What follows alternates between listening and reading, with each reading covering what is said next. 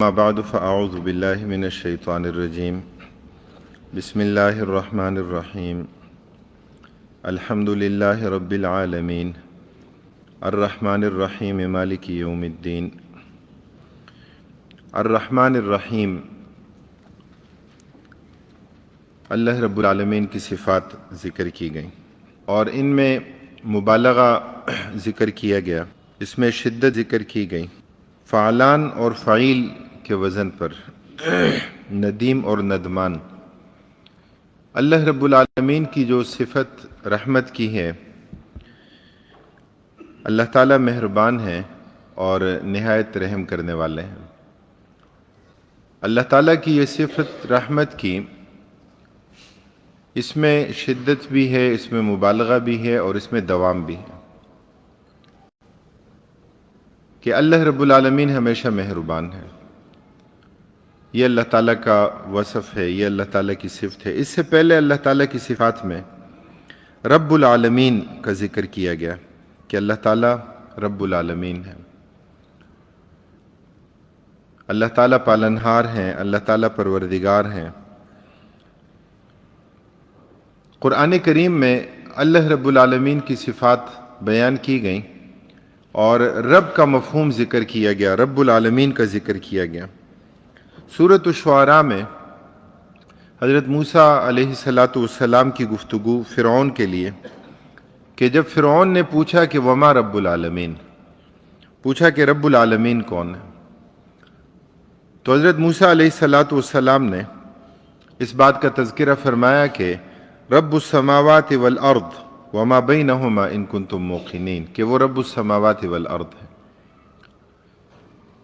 تو اللہ تعالیٰ کی جتنی بھی مخلوق ہے، زمین اور آسمان ہے، اللہ رب العالمین نے جتنے بھی عالم کو وجود بخشا، جتنی مخلوقات اللہ تعالیٰ نے پیدا کی، تو ان سب کا تذکرہ اور ان سب کا تصور اور پھر اللہ تعالیٰ کے پالنہار ہونے کا تصور، پھر اللہ تعالیٰ کے پروردگار ہونے کا تصور، تو اس کے نتیجے میں اللہ رب العالمین کی یہ صفت یہ ہمارے دل و دماغ میں راسخ ہوتی ہے اور ہمیں اس چیز کا احساس اور اندازہ ہوتا ہے۔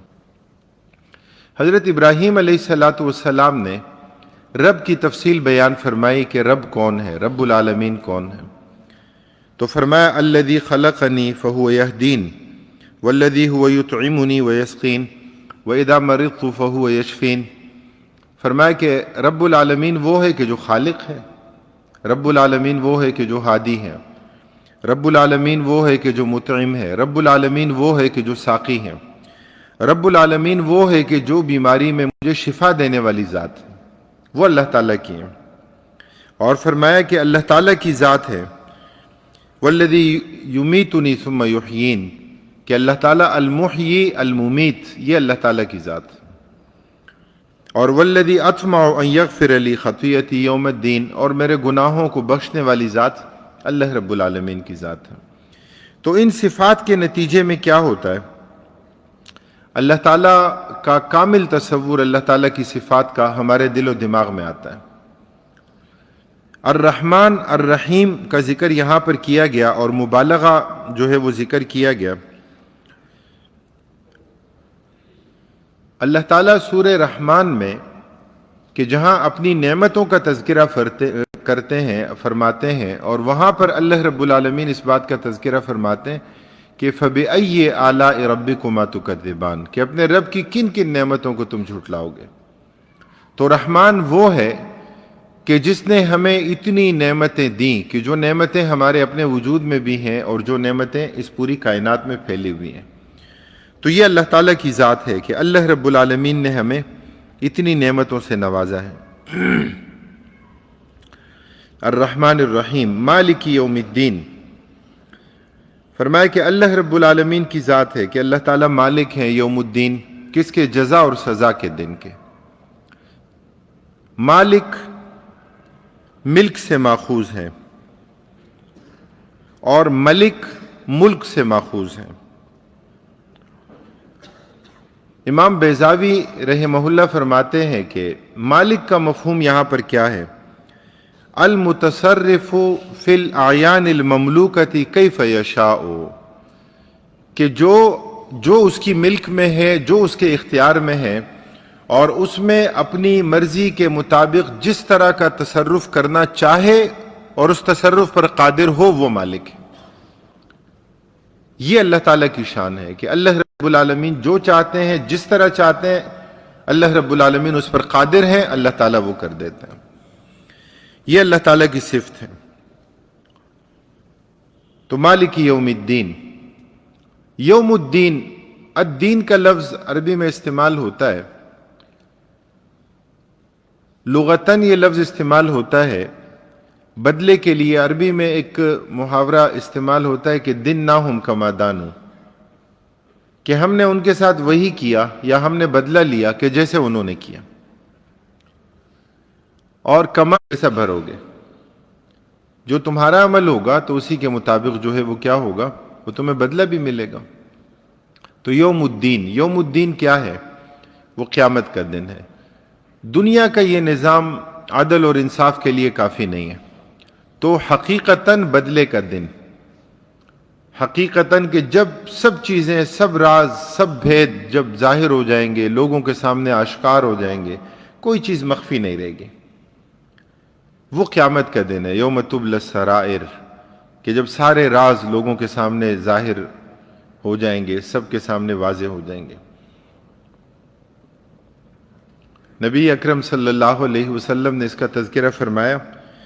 آپ صلی اللہ علیہ وسلم فرماتے ہیں کہ سینگ والی بکری نے بغیر سینگ والی بکری کو جو سینگ مارا، جو اس کو نقصان پہنچایا، تو فرمایا کہ اللہ رب العالمین کا یہ عدل اور انصاف کا دن ایسا دن ہے کہ اللہ رب العالمین اس کو بھی بدلہ لینے کے لیے اللہ تعالیٰ پیدا فرما دیں گے۔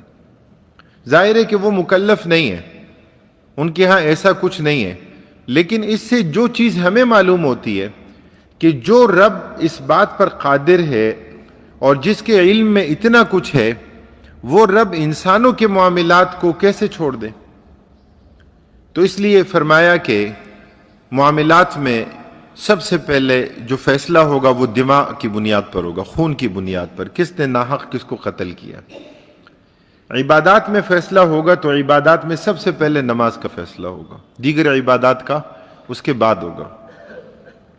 اسی طرح مختلف مواقع کے لیے مختلف مواقف ہیں کہ جہاں کھڑا کیا جائے گا، جہاں پوچھا جائے گا، اور جواب دہی کا یہ احساس، اس کے مختلف مراحل ہیں، اور اس میں ایک مرحلہ وہ مناجات کا بھی ہے کہ جب اللہ تعالیٰ الگ تھلگ اپنے ایک بندے سے پوچھیں گے کہ میں نے تمہیں اتنی نعمتیں دی تھیں، میں نے تمہیں اتنی استعداد اور صلاحیت دی تھی، تم نے کیا کیا؟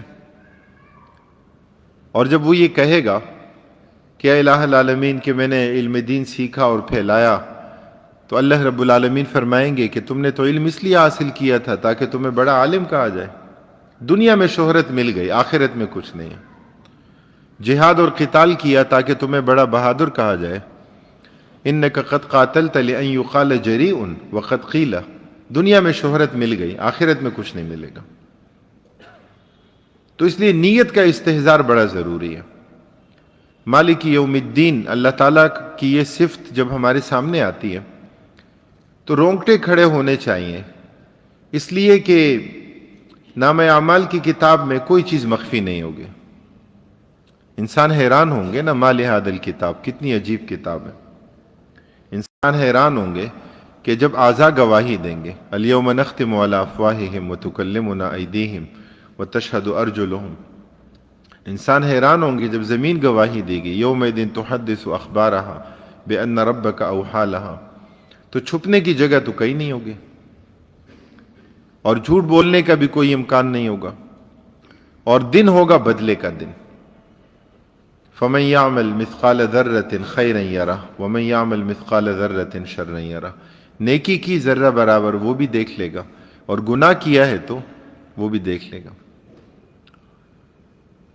تو یہ اس دن کا تصور ہے کہ یہ بدلے کا دن ہے، یہ جزا اور سزا کا دن ہے، اس لیے کہ یہ اللہ تعالیٰ کی صفت جو عادل کی ہے نا، یہ اس کا تقاضا ہے، یہ اس کا تقاضا ہے کہ صرف نیکوکاروں کو اجر اور ثواب دینا صرف یہ ضروری نہیں ہے، بلکہ گناہگاروں کو سزا دینا، یا اپنی رحمت سے معاف کر دینا، کما یلیق بشانی، جیسے اللہ تعالیٰ چاہیں گے، اس لیے کہ اللہ کا نظام ہے، کسی اور کا تو کوئی اختیار نہیں ہے اس میں۔ اللہ تعالیٰ جسے چاہیں اس کی پوری زندگی کی معصیت اور نافرمانی کے بعد بھی اللہ تعالیٰ اس کے کسی ایک عمل سے راضی ہو کر اللہ تعالیٰ اسے معاف کر دیں، اس لیے کہ اعمال کی وقت، اعمال کی اہمیت اور اعمال کا وزن کیا ہے، ہمارے پاس ایسے کوئی پیرامیٹرز نہیں ہے، ہمیں نہیں پتہ۔ بظاہر تو کسی کا بڑا عمل ہوگا کہ ساری زندگی عبادت گزار رہا، لیکن اس کی نیت میں کیا ہے ہمیں نہیں پتہ۔ اس لیے جب ترازو میں ڈالا جائے گا تو یہ اللہ تعالیٰ کا معیار ہے کہ کس کا عمل کتنا وزنی ہے، اور کس کا زیادہ عمل نہیں ہے، بس ایک قول ہی ہے، شہادت کا کلمہ ہی ہے، لیکن وہ سب پر بھاری ہے۔ تو یہ اللہ تعالیٰ کا اپنا معیار ہے، اس میں کسی انسان کا کوئی عمل دخل نہیں، اس لیے کہ اللہ تعالیٰ ہر فرد کی استطاعت کو، ہر فرد کی نیت کو، ہر فرد کے حالات کو، ہر فرد کے دل کی کیفیت کو اللہ رب العالمین جانتے ہیں، اور اسی کی بنیاد پر اللہ تعالیٰ فیصلہ فرماتے ہیں۔ کس میں کتنا اخلاص ہے ہمیں نہیں پتہ، کس کی نیت میں کتنا فتور ہے ہم نہیں جانتے، بظاہر کوئی کچھ کہہ رہا ہے لیکن اس کے دل و دماغ میں اور کچھ ہے۔ تو یوم الدین، مالک یوم الدین، اور اس دن کا مالک اللہ رب العالمین۔ یہ جو اللہ تعالیٰ کی اس دن کی بادشاہی ہے، اہل علم نے لکھا کہ اس کو یہاں پر خصوصیت کے ساتھ بیان کرنے کی بھی بعض وجوہات ہیں،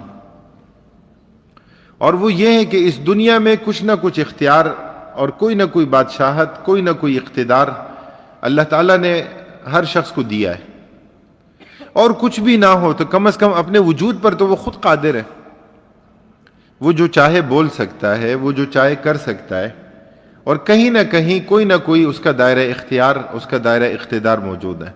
لیکن قیامت کے دن کی یہ خصوصیت بیان فرمائی کہ اللہ تعالیٰ فرمائیں گے کہ لمن الملک اليوم، آج کے دن بادشاہی کس کی ہے؟ للہ الواحد القہار، اللہ تعالیٰ کے لیے۔ آج کے دن تو آپ کے وجود پر آپ کا جو اختیار تھا وہ بھی سلب ہو گیا۔ تو اسی کو بیان فرمایا کہ گویائی کی قوت سلب ہو جائے گی۔ لا یتکلمون، الا یہ کہ جس کو اللہ تعالیٰ اجازت دے، الا من اذن لہ الرحمن وقال صوابا، سجدہ ریز ہونا چاہیں گے تو ان کی کمر تختہ بن جائے گی، سجدہ نہیں کر سکیں گے، الا یہ کہ جس کو اللہ اجازت دے۔ گویائی پر قادر نہیں ہوں گے، بول چال پر قادر نہیں ہوں گے، اپنا عذر پیش نہیں کر سکیں گے۔ اللہ کے رسول صلی اللہ علیہ وسلم فرماتے ہیں کہ انا اول من یوزن لہ بالسجود، کہ سب سے پہلے مجھے سجدے کی اجازت ملے گی اور میں اللہ تعالیٰ کی بارگاہ میں سجدہ ریز ہوں گا۔ یہ مقام شفاعت کبریٰ کا ہے نبی کریم صلی اللہ علیہ وسلم کے لیے، شفاعت عظمیٰ کا۔ کیا فرماتے ہیں کہ میں اللہ تعالیٰ کی بارگاہ میں اللہ کی حمد و ثنا بیان کروں گا، اور میں اللہ تعالیٰ سے دعائیں مانگوں گا، اور اللہ تعالیٰ فرمائیں گے کہ سل تعطیٰ، ارفع رأسک، اپنا سر اٹھاؤ، آپ مانگو آپ کو دے دیا جائے گا، آپ شفاعت کرو آپ کی شفاعت قبول ہوگی۔ تو یہ بدلے کے دن کا تذکرہ ہے، یہ جزا اور سزا کے دن کا تذکرہ ہے، اور یہ اللہ تعالیٰ کی طرف سے الگ الگ کرنے کا تذکرہ ہے۔ اس دن بھی ظاہر ہے کہ وہ لوگ بھی ہوں گے کہ جو نور کے ممبروں پر ہوں گے، اور وہ لوگ بھی ہوں گے کہ جو اپنے پسینے اور اپنے خون میں غلطاں ہوں گے۔ تو اللہ تعالی ہم سب کو اچھی عاقبت کی توفیق نصیب فرمائے۔ ایاک نعبد و ایاک نستعین، ایاک نعبد، ہم صرف آپ کی عبادت کرتے ہیں، و ایاک نستعین، اور صرف آپ سے ہی ہم مدد مانگتے ہیں۔ ایاک مفعول مقدم ہے، نعبد جمع متکلم کا صیغہ، و ایاک نستعین مفعول مقدم ہے، نستعین جمع متکلم کا صیغہ۔ مفعول کو مقدم کرنے سے حصر کا، تخصیص کا مفہوم پیدا ہو گیا۔ ہم صرف آپ کی عبادت کرتے ہیں، ہم آپ ہی کی عبادت کرتے ہیں، ہم آپ کے سوا اور کسی کی عبادت نہیں کرتے۔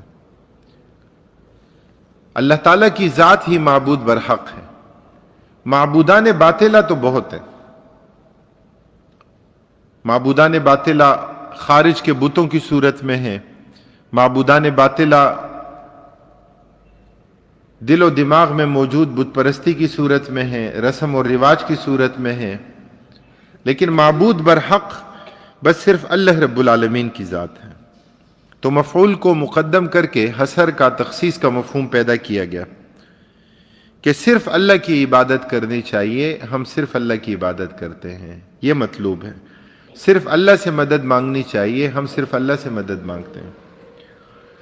سید ابو العلا مودودی رحمہ اللہ اپنی تفسیر تفہیم القرآن میں ذکر فرماتے ہیں کہ عبادت کا لفظ اور تفہیم میں بھی اور قرآن کی 4 بنیادی اصطلاحیں اس میں بھی انہوں نے ذکر فرمایا کہ 3 معانی کے لیے یہ لفظ استعمال ہوتا ہے عبادت کا لفظ۔ ایک پوجا اور پرستش کے لیے یہ لفظ استعمال ہوتا ہے، اسی طرح دوسرے نمبر پر اطاعت اور فرما برداری کے لیے یہ لفظ استعمال ہوتا ہے، اور یہ لفظ استعمال ہوتا ہے بندگی اور غلامی کے لیے۔ اور اللہ رب العالمین کے لیے جب یہ لفظ استعمال ہوتا ہے تو یہ تمام معانی اور تمام مفاہیم اس میں شامل ہیں کہ ہمارے مراسم عبودیت کس کے لیے ہیں، وہ بھی اللہ تعالیٰ کے لیے ہیں۔ ہم عبادت کس کی کرتے ہیں؟ بس اللہ تعالیٰ کی کرتے ہیں۔ ہماری بندگی اور غلامی کس کے لیے ہے؟ بس اللہ رب العالمین کے لیے۔ اور اس میں حصر اور اس میں تخصیص کا مفہوم یہ مطلوب ہے۔ شیخ الاسلام احمد تقی الدین ابن تیمیہ رحمہ اللہ نے اپنے رسالہ العبودیہ میں عبادت کی تعریف ذکر کی تو فرمایا کہ عبادت کیا ہے؟ کل قول و فعل، ہر وہ قول اور ہر وہ فعل کہ ما یرضی بہ اللہ و رسولہ، کہ جس سے اللہ اور اللہ کے رسول صلی اللہ علیہ وسلم کی رضا کا کام لیا جائے، کہ جس کے ذریعے اللہ راضی ہو اور جس کے ذریعے اللہ کے رسول صلی اللہ علیہ وسلم کی خوشنودی ہو، بس وہ عبادت ہے۔ تو بعض اہم ترین عبادات ہیں، ان کا انکار نہیں ہے۔ ظاہر ہے کہ جو نماز عبادت ہے تو وہ تو اہم ترین عبادات ہے، من اہم العبادات۔ اور نماز جو ہے وہ کیا ہے؟ کفر اور اسلام کے مابین حد فاصل ہے، کفر اور اسلام کے درمیان تمیز کرنے والی ہے۔ اور نماز کا اپنا مقام اور مرتبہ ہے، اور اول ما یحاسب بہ المؤمن، سب سے پہلے جو حساب کتاب عبادات کے بارے میں کیا جائے گا تو وہ تو نمازوں کے بارے میں ہوگا، اور فرض نمازوں کو دیکھا جائے گا، اور فرض میں کمی ہوگی تو نوافل اس کے لیے مکملات بنیں گے، پھر نوافل کو دیکھا جائے گا۔ تو یہ تو اہم ترین عبادت ہے، اور عبادتوں کی معراج ہے، اعلیٰ اور افضل اور بہترین عبادت۔ اللہ تعالیٰ کے ساتھ ہم کلام ہونا، اللہ سے راز و نیاز کی باتیں کرنا، اللہ تعالیٰ کی بارگاہ میں سجدہ ریز ہونا، اور دیگر عبادات بھی ہیں، لیکن بندہ مومن کی تو پوری زندگی بندگی پر مبنی ہونی چاہیے، اس لیے کہ وہ بندہ ہے۔ اللہ تعالیٰ نے روزوں کی فرضیت کا تذکرہ فرمایا، اور فرمایا کہ کیوں روزے فرض کیے گئے؟ لعلکم تتقون، تاکہ تم تقوی کی صفت سے متصف ہوں۔ اور اسی تقوی کا حکم پوری زندگی میں دیا گیا، یا ایھا الذین آمنوا اتقوا اللہ حق تقاتہ ولا تموتن الا وانتم مسلمون۔ تو تقوی صرف رمضان کے لیے نہیں ہے، بلکہ تقوی تو پوری زندگی میں ہے، وہ شعبان کے لیے بھی ہے، وہ شوال کے لیے بھی ہے، وہ تو پوری زندگی میں تقوی مقصود ہے۔ اور یہ تقوی کیا ہے؟ یہ اللہ کی عبادت ہے، کہ اللہ تعالیٰ کی عبادت پوری زندگی میں۔ حافظ ابن قیم رحمہ اللہ فرماتے ہیں کہ فعبادۃ الرحمن غایۃ حبہ مع ذل عابدہ ہما قطبان۔ فرمایا کہ عبادت کی غایت کیا ہے؟ اللہ تعالیٰ کے ساتھ شدید محبت، اور اللہ تعالیٰ کے لیے بچھ جانا، اللہ تعالیٰ کے لیے عاجزی کا اظہار، یہ ہے عبادت۔ اگر محبت نہ ہو تو پھر تو عبادت میں لطف اور سرور نہیں ہے، ظاہر ہے پھر وہ فرد اس عبادت کو بھی بوجھ سمجھے گا اگر محبت نہ ہو۔ تو فرمایا کہ والذین آمنوا اشد حبا للہ، تو فعبادۃ الرحمن غایۃ حبہ مع ذل عابدہ ہما قطبان، کہ سب سے پہلی چیز، بنیادی چیز کیا ہوگی کہ اللہ تعالیٰ کے ساتھ محبت، اور شدید ترین محبت، اور پھر عاجزی کا اظہار، بچھ جانے کا اظہار، کہ اللہ تعالیٰ کے لیے عاجزی اور انابت اور انکساری کی کیفیت. اور جو عاجزی اختیار کرتا ہے اللہ تعالیٰ اسے بلندی عطا فرماتے ہیں. اللہ تعالیٰ نے یہ بات چیزیں الٹ رکھی ہیں. اور جو خود تکبر کرتا ہے اللہ تعالیٰ اسے ذلیل اور رسوا کر دیتے ہیں. تو فرمایا کہ وہ مدارہ بالامر امر رسولہ لا بالہوى والنفس والشیطان. قصیدہ نونیہ میں فرماتے ہیں کہ عبادت کا مدار کیا ہے؟ اللہ کا حکم اور نبی کریم صلی اللہ علیہ وسلم کا طریقہ، تو وہ عبادت ہے. تو میں نے ذکر کیا کہ عبادات میں اصل توقیف ہے. تو فرمائے کہ عبادت مبنی علی النفس، کہ دل نے جو چاہا، نفس انسانی میں جو کچھ آیا، شیطان کی دسیسہ کاری کے نتیجے میں جو کچھ کیا، اور پھر اس پر عبادت کا اطلاق نہیں ہوگا. تو عبادت محبت کے ساتھ اور عاجزی کے ساتھ ہوگی، اور اللہ کا حکم ہوگا اور نبی کریم صلی اللہ علیہ وسلم کا طریقہ ہوگا. تو دیکھیں حافظ ابن قیم رحمہ اللہ نے 2 اشعار میں عبادت کا پورا خلاصہ آپ کے سامنے رکھ دیا کہ عبادت کیا ہوگی. ایاک نعبد و ایاک نستعین. تو مدد بھی اللہ تعالیٰ سے مانگتے ہیں اور ہم عبادت بھی اللہ تعالیٰ ہی کی کرتے ہیں. فرمایا اہدنا الصراط المستقیم، اہدنا الصراط المستقیم، ہمیں سیدھا راستہ دکھا دیجئے، ہمیں سیدھا راستہ بتلا دیجئے، ہمیں سیدھے راستے پر استقامت عطا کیجئے. 2 طرح کا ترجمہ اس کا ہو سکتا ہے. کیوں؟ ہدایت کے لفظ میں یہ دونوں امکانات موجود ہیں کہ ہدایت کا لفظ اراعۃ الطریق کے لیے بھی استعمال ہوتا ہے، راستہ دکھا دینا، یہ بھی ہدایت ہے. اور ایصال الی المطلوب، مطلوب تک پہنچا دینا، تو یہ بھی ہدایت ہے. یہ ہدایت کا اعلیٰ درجہ ہے. تو پہلی بات یہ کہ سیدھا راستہ آپ کو معلوم ہو جائے، پتہ چل جائے کہ آپ پگڈنڈیوں سے نکلیں، آپ بھول بھلائیوں سے نکلیں اور آپ کسی بڑی شارے پر آ جائیں تو آپ صراط مستقیم پر آ گئے. اور پھر اس کے بعد اگلا مرحلہ کیا ہے کہ صراط مستقیم پر پھر آپ رکے نہیں، بلکہ صراط مستقیم پر آپ اپنے سفر کو جاری رکھیں. تو مختلف شاہراہیں ہوتی ہیں اور ان شاہراہوں کی اپنی ایک سپیڈ لمٹ ہوتی ہے. موٹر وے کی بھی اپنی ایک سپیڈ لمٹ ہے. لیکن اللہ تعالیٰ کی عبادت کی اس شاہراہ پر چلنے کے لیے کوئی سپیڈ لمٹ نہیں ہے. اس میں فرمایا وسابقوا، اس میں فرمایا وسارعوا، ایک دوسرے سے آگے بڑھو، جتنا آگے جا سکتے ہو اللہ کی عبادت میں ایک دوسرے سے آگے بڑھو، جلدی کرو، سرعت سے چلو. موت کا کوئی پتہ نہیں، کب یہ زندگی ختم ہو جائے اس بات کا کوئی بھروسہ نہیں. تو ہدایت میں دونوں امکانات ہیں کہ ہدایت سے مراد راستہ دکھا دینا، اراعۃ الطریق، یہ بھی ہے، اور ایصال الی المطلوب، کہ راستے پر منزل تک چلا دینا. تو ہم اللہ تعالیٰ سے اس بات کے طلبگار ہیں کہ ہمیں سیدھا راستہ ملے، صراط مستقیم ملے، اور پھر صراط مستقیم پر ہمیں استقامت ملے. اس لیے کہ شیطان تو اس بات کو کبھی نہیں پسند کرے گا کہ آپ سیدھے راستے پر چلیں اور وہ اپنی وسوسہ اندازی کو چھوڑ دے گا. نہیں، اس نے تو کہا ہے کہ ثم لآتینہم من بین ایدیہم ومن خلفہم وعن ایمانہم وعن شمائلہم، کہ میں ہر طرف سے آؤں گا، اس انسان کو گمراہ کروں گا. گمراہی کے اسباب ہیں، گمراہی کے مداخل ہیں، اور سب کے لیے الگ الگ حربے اور الگ الگ طریقے اس کے پاس موجود ہیں. تو اس لیے اللہ تعالیٰ سے اراعۃ الطریق کا طلبگار بھی ہونا چاہیے کہ اللہ تعالیٰ ہمیں سیدھا راستہ دکھا دے. کبھی کبھار ایسا ہوتا ہے، دیکھیں جب طلب ہوتی ہے طلب، تو اس کے نتیجے میں جو شخص پیاسا ہوتا ہے نا، تو اس کی پیاس ہوتی ہے، تو اس کا پھر یہ خیال ہوتا ہے جہاں سے بھی پانی میسر آیا کہ وہ اس کو پی لے. اور جب شدید طلب ہو، شدت سے طلب ہو، تو یہ ہوتا ہے. لیکن اگر اس میں تمیز کی یہ صلاحیت پیدا ہو جائے کہ وہ فرق کر سکے، وہ تمیز کر سکے کہ کون سا پانی میرے لیے مفید ہے اور کون سا میرے لیے نقصان دہ ہے، کہ پانی کا اطلاق تو اس پر بھی ہوگا کہ جو آپ کے لیے مضر ہو، تو ہدایت کہاں سے ملے گی؟ صراط مستقیم کون سا ہے؟ تو مختلف لوگ آپ سے کہیں گے، تہذب کے نتیجے میں، تعصب کے نتیجے میں تو یہ بات ہوگی، کل حزب بما لدیہم فرحون، کہ بس جنتی تو ہم ہی ہیں، باقی سب تو جہنمی ہیں، صراط مستقیم تو بس ہمارے پاس ہے۔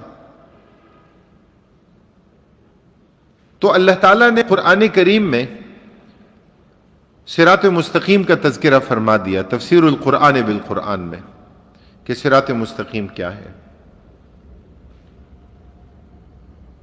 صراط مستقیم کا تذکرہ اللہ رب العالمین نے فرما دیا، وَأَنَّ هَذَا صِرَاطِي مُسْتَقِيمًا فَاتَّبِعُوهُ، نبی اکرم صلی اللہ علیہ وسلم کی زبانی کہلوا دیا گیا۔ اور قرآن کریم کی آیات کا ملخص کیا ہے کہ صراط مستقیم کیا ہے؟ تو فرمایا کہ صراط مستقیم اللہ تعالیٰ کی توحید ہے، صراط مستقیم نبی کریم صلی اللہ علیہ وسلم کی اتباع ہے، یہ اس کی تلخیص ہے اور یہ جامع ہے کہ اللہ تعالیٰ کے حکم کو مد نظر رکھو، اللہ کے اوامر کو اپنے سامنے رکھو، نواہی سے اجتناب کرو، اور نبی کریم صلی اللہ علیہ وسلم کی سیرت اور سنت کو اپنے سامنے رکھو۔ تو تہذب اور تعصب کی جو بھی کوشش ہوگی کہ جس میں دعوت شخصیت کی طرف ہوگی، تو وہ آغاز میں کسی غلط جذبے سے نہ بھی ہو، لیکن بعد میں اس میں مفاسد آ جائیں گے، اس لیے کہ پھر اس حق کا معیار لوگ شخصیات کو بنا دیتے ہیں۔ تو قرآن اور سنت اور نبی اکرم صلی اللہ علیہ وسلم کے دور میں وہ لوگ کہ جو بنیادی لوگ تھے، حضرات صحابہ کرام رضوان اللہ علیہ مجمعین، ان کی زندگیاں، ان کے احوال اور ان کے حالات، تو ان کو مد نظر رکھو۔ تو میں ذکر یہ کر رہا تھا کہ جب طلب ہوتی ہے نا پھر، اور اگر اسی طلب میں نکھار پیدا ہو جائے اور حسن طلب ہو، حافظ ابن قیم رحمہ اللہ نے متوجہ کیا، فرماتے ہیں کہ یوارد الخلوط ویحک لو ترا ماذا علی شفتیک والاسنان، فرماتے ہیں کہ اے شخص، خطاب کرتے ہیں کہ تمہیں پانی کی طلب ہے تو تم کہاں آئے ہو؟ تم ایک گندے جوہر کی طرف آ گئے ہو۔ یا وارد الخلوط ویحک لو ترا، کہ تباہی ہو تمہارے لیے، کاش تم دیکھ لیتے، ماذا علی شفتیک والاسنان، کہ تمہارے ہونٹوں پر اور تمہارے دانتوں پر کیا لگا ہے۔ تمہیں پانی کی طلب ہے نا، تو پانی کی طلب میں حسن طلب ہو، حقیقی ہدایت کا پتہ ہو، صراط مستقیم کا پتہ ہو، اور پھر اس کی طرف جاؤ، اس کی طرف آگے بڑھو۔ اپنے شیخ کا تذکرہ فرماتے ہیں، شیخ ابن تیمیہ کا، حافظ ابن قیم رحمہ اللہ فرماتے ہیں کہ میں بھی، شاعر تخیل کی دنیا کا بادشاہ ہوتا ہے، تو کہتے ہیں کہ میں بھی ایک پرندے کی مانند بڑی اونچی پرواز کرتا تھا، کہ مطلب میں بھی سمجھتا تھا، قرآن و سنت کو پتہ تھا، تو کہتے ہیں میری مثال بھی ایسی تھی، میری پرواز بھی نیچے نہیں تھی، پرواز ٹھیک تھی، اونچی پرواز تھی۔ تو کہتے ہیں کہ نہیں، ایک دن میں نے اوپر دیکھا، بہت اوپر دیکھا، بہت اوپر، تو مجھے نظر آئے۔ تو ان کی مثال پھر دی کہ ان کی جو بلندیاں تھیں، ان بلندیوں تک کسی اور عالم کی رسائی نہیں تھی۔ تو فرماتے ہیں کہ وہ میرے پاس آئے، اخذت یداہ یدای وسار فلم یرم حتی ارانی مطلع الایمان، کہتے ہیں کہ مجھے میرے ہاتھوں سے پکڑ کر بلندیوں پر لے کر گئے، اور مجھے کہاں لے کر گئے؟ مجھے بلندیوں پر، اعلیٰ و عرفہ مقام اور مرتبے پر اڑنا سکھایا، اور مجھے دکھایا کہ مطلع الایمان کیا ہے، ایمان کے طلوع ہونے کی جگہ کیا ہے۔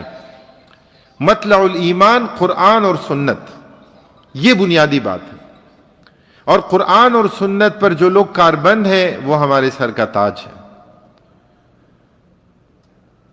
تو اس لیے ہدایت کا تذکرہ اور صراط مستقیم کا تذکرہ، کہ اللہ تعالیٰ کے احکام اور نبی اکرم صلی اللہ علیہ وسلم کی سیرت اور سنت اور توحید اور دیگر اعتقادات، بس یہ صراط مستقیم ہے، یہ سیدھا راستہ ہے، اس میں کوئی خفا نہیں ہے۔ اس کے علاوہ جو کچھ ہے وہ کیا ہے؟ وہ پگڈنڈیاں ہیں، وہ بھول بھلائیوں میں گم ہونا ہے۔ تو اسی کو اپنے لیے اپنا ایک معیار اس کی بنایا جائے، اور اسی کے مطابق اپنی زندگی کو بنانے اور سنوارنے کی کوشش کی جائے۔ اب صراط مستقیم کے طلبگار ہوئے، لیکن اس کے بعد اہمیت ہے اس بات کی کہ کیا اس راستے پر کوئی چلا ہے؟ یہ راستہ ایسا ہے کہ جو سنسان ہے، اس پر کوئی چلنے والا ہی نہیں ہے، آپ نے شرائط اتنی ذکر کر دی کہ اس پہ کون چلے؟ تو فرمایا کہ نہیں، صراط الذین انعمت علیہم، راستہ ان لوگوں کا کہ جن پر آپ نے انعام کیا ہے۔ حضرت مولانا مفتی محمد شفیع رحمہ اللہ اپنی تفسیر معارف القرآن میں ذکر فرماتے ہیں کہ سیدھا راستہ یہاں پر بتایا گیا اور اس کے لیے رجال کا تذکرہ جو ہے وہ کیا گیا، انسانوں کا پتہ دیا، انسانوں کا تذکرہ کیا کہ اس راستے پر لوگ چلے ہیں، منعم علیہم ہیں، کہ انہوں نے بھی انسانی دنیا میں زندگی گزاری تھی، استعداد اور صلاحیت رکھتے تھے، ان کے سامنے بھی نیکی اور بدی کے دونوں راستے تھے، لیکن اس کے باوجود نیکی کے اس راستے کو اختیار کیا، اللہ تعالیٰ کی اطاعت اور اللہ کی بندگی کے اس راستے کو اختیار کیا اور صراط مستقیم پر چلے۔ تو یہ راستہ ایسا ہے کہ جس پر چلنے والے لوگ موجود ہیں۔ تو راستہ ان لوگوں کا کہ جن پر آپ نے انعام کیا ہے، غیر المغضوب علیہم ولا الضالین، فرمایا کہ ان لوگوں کا یہ راستہ نہیں ہے کہ جو غضب کا شکار ہوئے، کہ جو لوگ مغضوب ہوئے، جن پر غضب آیا، اور ولا الضالین، اور نہ ہی وہ لوگ کہ جو گمراہ ہوئے۔ صراط الذین انعمت علیہم، منعم علیہم کی تفصیل اللہ تعالیٰ نے ذکر فرما دی، اولئک الذین انعم اللہ علیہم من النبیین والصدیقین والشہداء والصالحین وحسن اولئک رفیقا۔ فرمایا کہ منعم علیہم کون ہے؟ منعم علیہم انبیاء ہیں، شہداء ہیں، صدیقین ہیں، یہ منعم علیہم ہے، اللہ رب العالمین نے ان پر انعام کیا ہے، یہ سیدھے راستے پر چلے، یہ صراط مستقیم پر چلنے والے تھے۔ غیر المغضوب علیہم ولا الضالین، مغضوب علیہم اور ولا الضالین کا مصداق کون ہے؟ یا تو غیر المغضوب علیہم، بعض اہل علم نے اس کو بدل قرار دیا الذین اسم موصولہ سے۔ حافظ ابن قیم رحمہ اللہ نے اس پر رد کیا ہے کہ نہیں، اس کو بدل مبدل منہ بنانا ٹھیک نہیں ہے۔ تو راجح قول اس باب میں کیا ہے کہ یہ صفت ہے الذین کے لیے، صفت وہ صفت کے جو موضحہ ہے، کہ جو اس کو واضح کر رہی ہے۔ اس کا مطلب یہ ہوا کہ جو منعم علیہم ہے وہ مغضوب بھی نہیں ہے اور وہ ضالین بھی نہیں ہے۔ جن لوگوں پر انعام ہوا، ظاہر ہے کہ جن کو انعامات سے نوازا گیا تو ان پر غضب تو نہیں آیا، اگر غضب ہوتا تو پھر انعام نہ ہوتا، اور اللہ تعالیٰ کی طرف سے انعام آیا ہے تو گمراہ بھی نہیں ہے۔ ضالین ہوتے تو منعم علیہم کیسے ہوتا ہے؟ تو اس بات کا تذکرہ جو ہے وہ کیا گیا۔ اللہ تعالیٰ کی غضب کے اسباب ہیں کہ اللہ تعالیٰ کا غضب جن لوگوں پر ہوا ان پر اللہ تعالیٰ کا غضب کیوں ہوا۔ قرآن کریم میں اللہ تعالیٰ نے اس کو بیان فرمایا، اسباب غضب اللہ، اللہ تعالیٰ کے غضب کے اسباب۔ تو فرمایا کہ تبدیل و نعمت اللہ، کہ جنہوں نے اللہ تعالیٰ کی نعمت کو تبدیل کر دیا، اللہ تعالیٰ نے انہیں نعمت دی، اعلیٰ و عرفہ نعمت دی، اور انہوں نے اس کو لینے سے انکار کر دیا اور کہا کہ نہیں، ہمیں تو سبزیاں چاہیے، کھیرے چاہیے، ہمیں تو لوبیا چاہیے، ہمیں دال چاہیے، اس طرح کی چیزیں چاہیے من اور سلوہ کے مقابل میں۔ تو تبدیل و نعمت اللہ، اللہ تعالیٰ کی نعمت کو جو لوگ تبدیل کریں۔ اور ظاہر ہے کہ جب ہم قرآن کریم کو پڑھتے ہیں تو یہ جو احوال سارے ذکر ہوئے تو ایسا نہیں ہے کہ بس یہ پچھلی امتوں کا واقعہ ہے اور ہم نے پڑھ لیا اور ہم نے سمجھ لیا۔ اگر ہم تبدیل و نعمت اللہ کرنے والے ہوں، اللہ کی نعمتوں کو ہم بھی تبدیل کرنے والے ہوں کہ اللہ تعالیٰ نے ہمیں اعلیٰ و عرفہ نعمت دی اور ہم اس کو تبدیل کریں۔ ہماری زندگی میں کتنی مثالیں ایسی آتی ہیں کہ اللہ تعالیٰ کی ایک نعمت میسر ہوتی ہے، عوام الناس کی سطح پر اگر آپ رہ کر بات کریں کہ ازدواجی زندگی اللہ تعالیٰ کی کتنی عظیم نعمت ہے، لِتَسْكُنُوا إِلَيْهَا، لیکن اس نعمت کو چھوڑ کر جو زنا اور بدکاری کی طرف جاتے ہیں، ظاہر ہے کہ یہ تو دائرہ ہی وہ دائرہ ہے کہ جو اللہ کی معصیت اور اللہ کی نافرمانی کا ہے. یہ تو زیادہ بڑا گناہ ہے. یعنی کھیرے کا اور سبزی کا اور دال اور لوبیا کا طلبگار ہونا، یہ تو ایک جواز کا دائرہ تھا نا، کہ چلیں اللہ تعالیٰ کی ایک نعمت ہے تو دی، اور چیزیں بھی تو اللہ تعالیٰ کی ہیں. لیکن اللہ تعالیٰ کا غضب اس بنیاد پر آیا کہ ان کے اندر یہ تمیز ہی نہیں ہے کہ اللہ تعالیٰ کی بڑی نعمت کون سی ہے، عظیم نعمت کون سی ہے. تو اللہ تعالیٰ کی عظیم نعمت کو تبدیل کر کے اور اس کے مقابل میں ادنا چیزوں کو اختیار کر لیا. تو نتیجہ کیا نکلا؟ اللہ تعالیٰ کے غضب اور اللہ تعالیٰ کی پھٹکار کے مستحق بن گئے. اسی طرح فرمایا کہ الکفر بآیات اللہ، اللہ تعالیٰ کی آیات کا انکار. فرمایا قتل الانبیاء. اسی طرح فرمایا کہ عدوان علی حدود اللہ، اللہ تعالیٰ کی حدود پر تجاوز کرنا، اور جرأت اور تہاوناً استخفافاً، کہ جو اللہ تعالیٰ نے حدود ذکر کی ان کو پامال کرنا. اسی طرح التولی یوم الزحف، فرمایا کہ گھمسان کا رن ہے، میدان جہاد و قتال میں ہے اور پیٹ پھیر کر بھاگ جائیں. تو اس کے نتیجے میں کیا ہوگا؟ اللہ تعالیٰ کا غضب ٹوٹ پڑے گا. اسی طرح فرمایا شرک، ابتداع، بدعتی ہونا، مشرک ہونا. اسی طرح قتل المؤمن کا ارتکاب کرنا. تو یہ تمام اسباب اللہ تعالیٰ نے قرآن کریم میں بیان فرمائے کہ یہ اسباب غضب اللہ، یہ اللہ تعالیٰ کے غضب کے ٹوٹ پڑنے کے یہ کیا ہے؟ اسباب ہے. تو پچھلی امتوں میں یہ ہوا تو ان پر اللہ تعالیٰ کا غضب آیا، ہم میں یہ ہوگا تو ہم پر بھی اللہ کا غضب آئے گا. اللہ تعالیٰ ہم سب کو معاف فرمائے اور اللہ تعالیٰ کی کامل کامل کامل عبادت کی توفیق نصیب فرمائے کہ خالص عبادت اللہ کی ہو. حضرت سلطان باہو فرماتے ہیں کہ یقین دارم دری عالم کے لا معبود الا ہوں ولا موجود فی الکونین لا مقصود الا ہوں، جو تیغ لا بدست داری بیا تنہا چغم داری، مجو از غیر حق یاری کے لا فتاح الا ہوں. یہ اللہ تعالیٰ کی عبادت کا خاص ہونا کہ بس اللہ تعالیٰ ہی کی ذات معبود برحق ہے، اللہ تعالیٰ کے ماں سوا اور کوئی معبود برحق نہیں ہے، باقی سب معبودان باطلہ ہیں. تو بات یہ تھی کہ غیر المغضوب علیہم ولا الضالین، کہ یہ صفت ہے اور صفت موضحہ ہے اور اس بات کو بیان کرنے والی ہے کہ منعم علیہم پر اللہ تعالیٰ کا غضب نہیں ہوا، منعم علیہم ضالین نہیں ہے، گمراہ نہیں ہے. حافظ عماد الدین ابن کثیر رحمہ اللہ نے ترمذی کی حدیث ذکر کی اور امام احمد بن حنبل رحمہ اللہ کے حوالے سے اس بات کا تذکرہ فرمایا کہ مغضوب علیہم یہود ہیں اور الضالین وہ نصارہ ہیں. تو نصارہ کا تذکرہ اللہ تعالیٰ نے قرآن کریم میں کیا ہے، ان کی گمراہی کا، ان کے ضال ہونے کا یا ضالین ہونے کا، سورہ مائدہ میں آیت نمبر 77 میں. اور یہودیوں کا تذکرہ فرمایا کہ یہودی مغضوب ہیں، سورہ بقرہ آیت نمبر 61 میں. تو اس کی تائید، اس قول کی تائید قرآن کریم کی آیات سے بھی ہوتی ہے کہ یہاں پر تو منعم علیہم کا تذکرہ کرتے ہوئے ان کی صفات ذکر کی گئیں، ورنہ عمومی طور پر مغضوب کون ہیں اور ضالین کون ہیں تو یہود اور نصارہ ہیں، ان کا تذکرہ کیا. اور نبی اکرم صلی اللہ علیہ وسلم کی صحیح حدیث اس باب میں حافظ عماد الدین ابن کثیر رحمہ اللہ نے ترمذی اور امام احمد بن حنبل رحمہ اللہ کے مسند کے حوالے سے ذکر کی ہے. دوسرا قول اس حوالے سے ذکر کیا جاتا ہے کہ مغضوب علیہم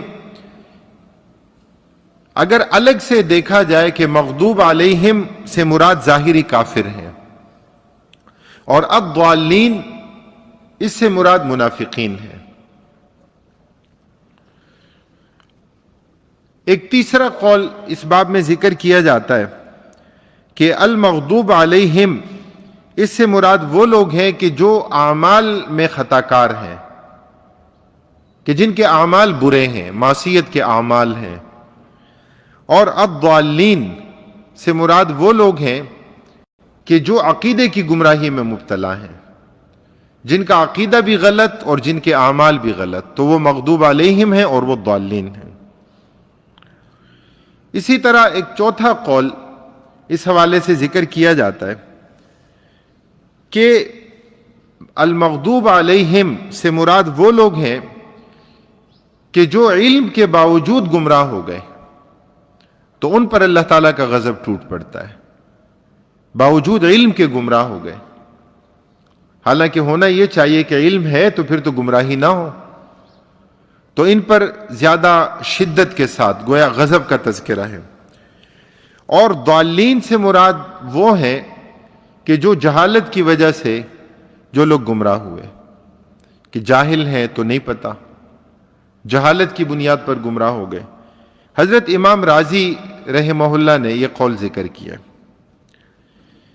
اسی طرح ایک اور 5واں قول اس باب میں جو ذکر کیا جاتا ہے وہ یہ کہ مغضوب علیہم سے مراد کون ہے؟ جو عناداً کفر کرنے والے ہیں، عنادی کافر ہیں۔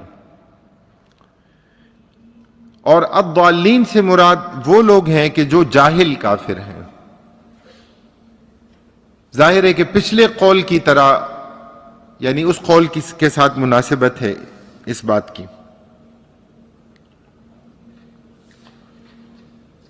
سورہ فاتحہ کے آخر میں نبی اکرم صلی اللہ علیہ وسلم کی احادیث مبارکہ سے ثابت ہے کہ آمین کہا جائے، آمین۔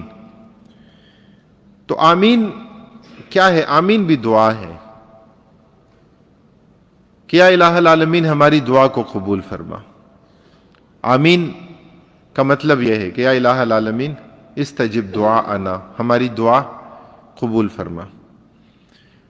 تو یہ مستحب ہے فی الصلاۃ و دون الصلاۃ، خواہ نماز میں ہو یا نماز کے علاوہ ہو، دونوں حالتوں میں آمین کا استحبابی حکم ہے۔ نبی کریم صلی اللہ علیہ وسلم کی احادیث مبارکہ میں اس کا تذکرہ موجود ہے، اس لیے کہ یہ دعا ہے، تو دعا کے آخر میں آمین کہنا جو ہے احادیث سے ثابت ہے۔ اب یہاں ایک ضمنی مسئلہ وہ یہ کہ نماز میں آمین ہے تو آمین سری ہے یا آمین جہری ہے، کہ آمین بالجہر ہے یا آمین بالسر ہے۔ اور ظاہر ہے کہ یہ مسئلہ ایسا مسئلہ ہے کہ جو مناظروں کا موضوع بن گیا، اور جو ایک معرکۃ الآراء کے مسئلے کے طور پر پیش کیا جاتا ہے، اور اکثر و بیشتر اس کے نتیجے میں جو دینی مدارس کے بورڈز ہوتے ہیں تو وہ بھی اسی نوعیت کے فروعی اختلافات جو ہیں وہ سوالات میں بھی دے دیتے ہیں، اور طلبہ بھی انہی کی تیاری کرتے ہیں کہ آمین بالسر ہے یا آمین بالجہر ہے، قرات خلف الامام ہے یا نہیں ہے، رفع یدین ہے یا نہیں ہے۔ تو یعنی امت کے عظیم مسائل یہی ہیں۔ تو یہ امت کے عظیم مسائل نہیں ہیں، یہ فروعی مسائل ہیں، یہ تنوع فی العبادات ہے۔ اور یہ ایسی نبی کریم صلی اللہ علیہ وسلم کی سنتیں ہیں کہ جن میں دونوں پہلو جائز ہیں اور آپ سے دونوں پہلو ثابت ہیں۔ کوئی یہ نہیں کہہ سکتا آمین بالسر کہنے والا کہ آمین بالجہر بدعت ہے، یا آمین بالجہر کہنے والا یہ کہے کہ آمین بالسر کہنا وہ بدعت ہے، یا کوئی یہ کہے کہ جی یہ جائز ہے اور یہ دوسرا کام ناجائز ہے۔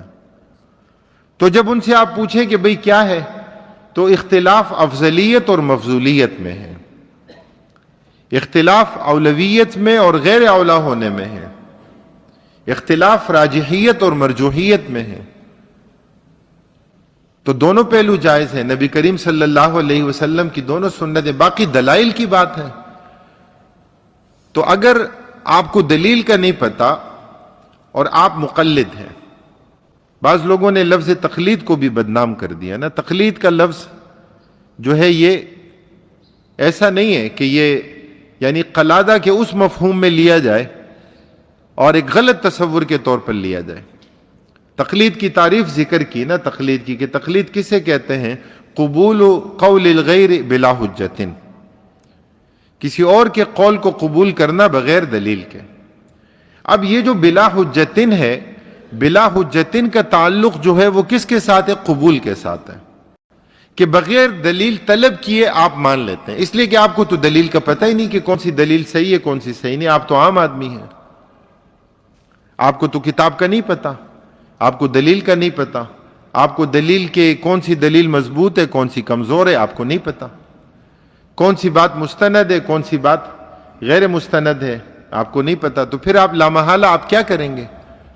تو آپ کسی کو اپنے لیے ایک بڑا مان کر، بڑا جان کر، سمجھ کر آپ اس پر اعتماد کریں گے کہ جی مجھے نہیں پتا، اس حضرت کو پتا ہے تو میں تو ان کی بات مانتا ہوں، یہ بڑے نیک آدمی ہیں، متقی ہیں، پرہیزگار ہیں اور دین کا علم رکھتے ہیں، تو یہ میری جس طرح رہنمائی کریں گے تو میں اس کے مطابق کروں گا۔ تو اس کے مطابق جو ہے کیا ہوگا کہ آپ اس کی بات کو مانیں گے اس سے دلیل طلب کیے بغیر، یہ تقلید ہے۔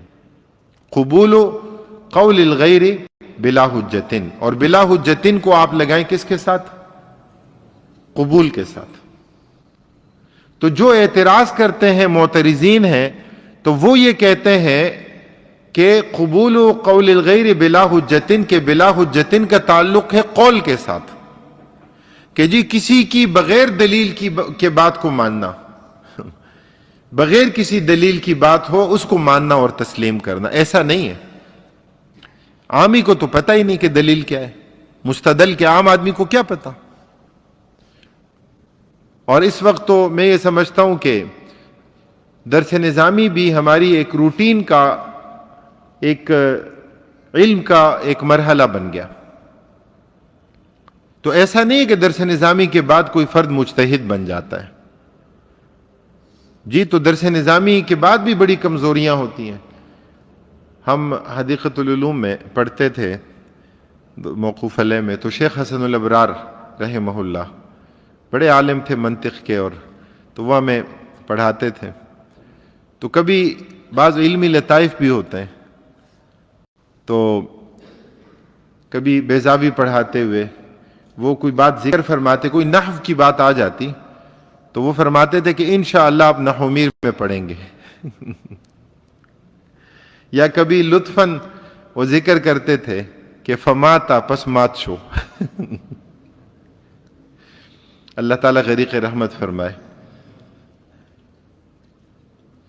تو اصل بات یہ تھی کہ آپ بخاری پڑھ رہے ہیں، لیکن آپ کو یہ کتابیں سمجھ میں آئیں گی کہ جب آپ انہیں دوبارہ پڑھیں گے، آپ کو یہ کتابیں مزید سمجھ میں آئیں گی کہ جب آپ یہ کتابیں پڑھائیں گے۔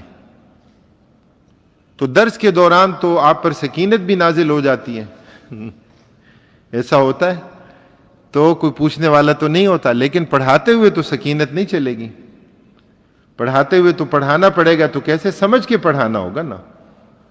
پڑھنے میں تو بغیر سمجھ کے بھی انشاءاللہ ممتاز پاس ہو جائیں گے۔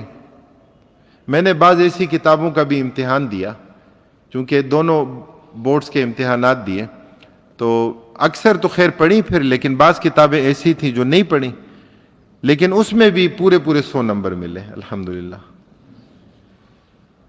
تو یا کتاب موجود نہیں تھی، یا یہ احساس تھا کہ فلاں وہ کتاب تو نہیں پڑھی لیکن اس علم اور فن کے بارے میں پتہ ہے، تو دے دیا امتحان، تو پورے نمبر ملے۔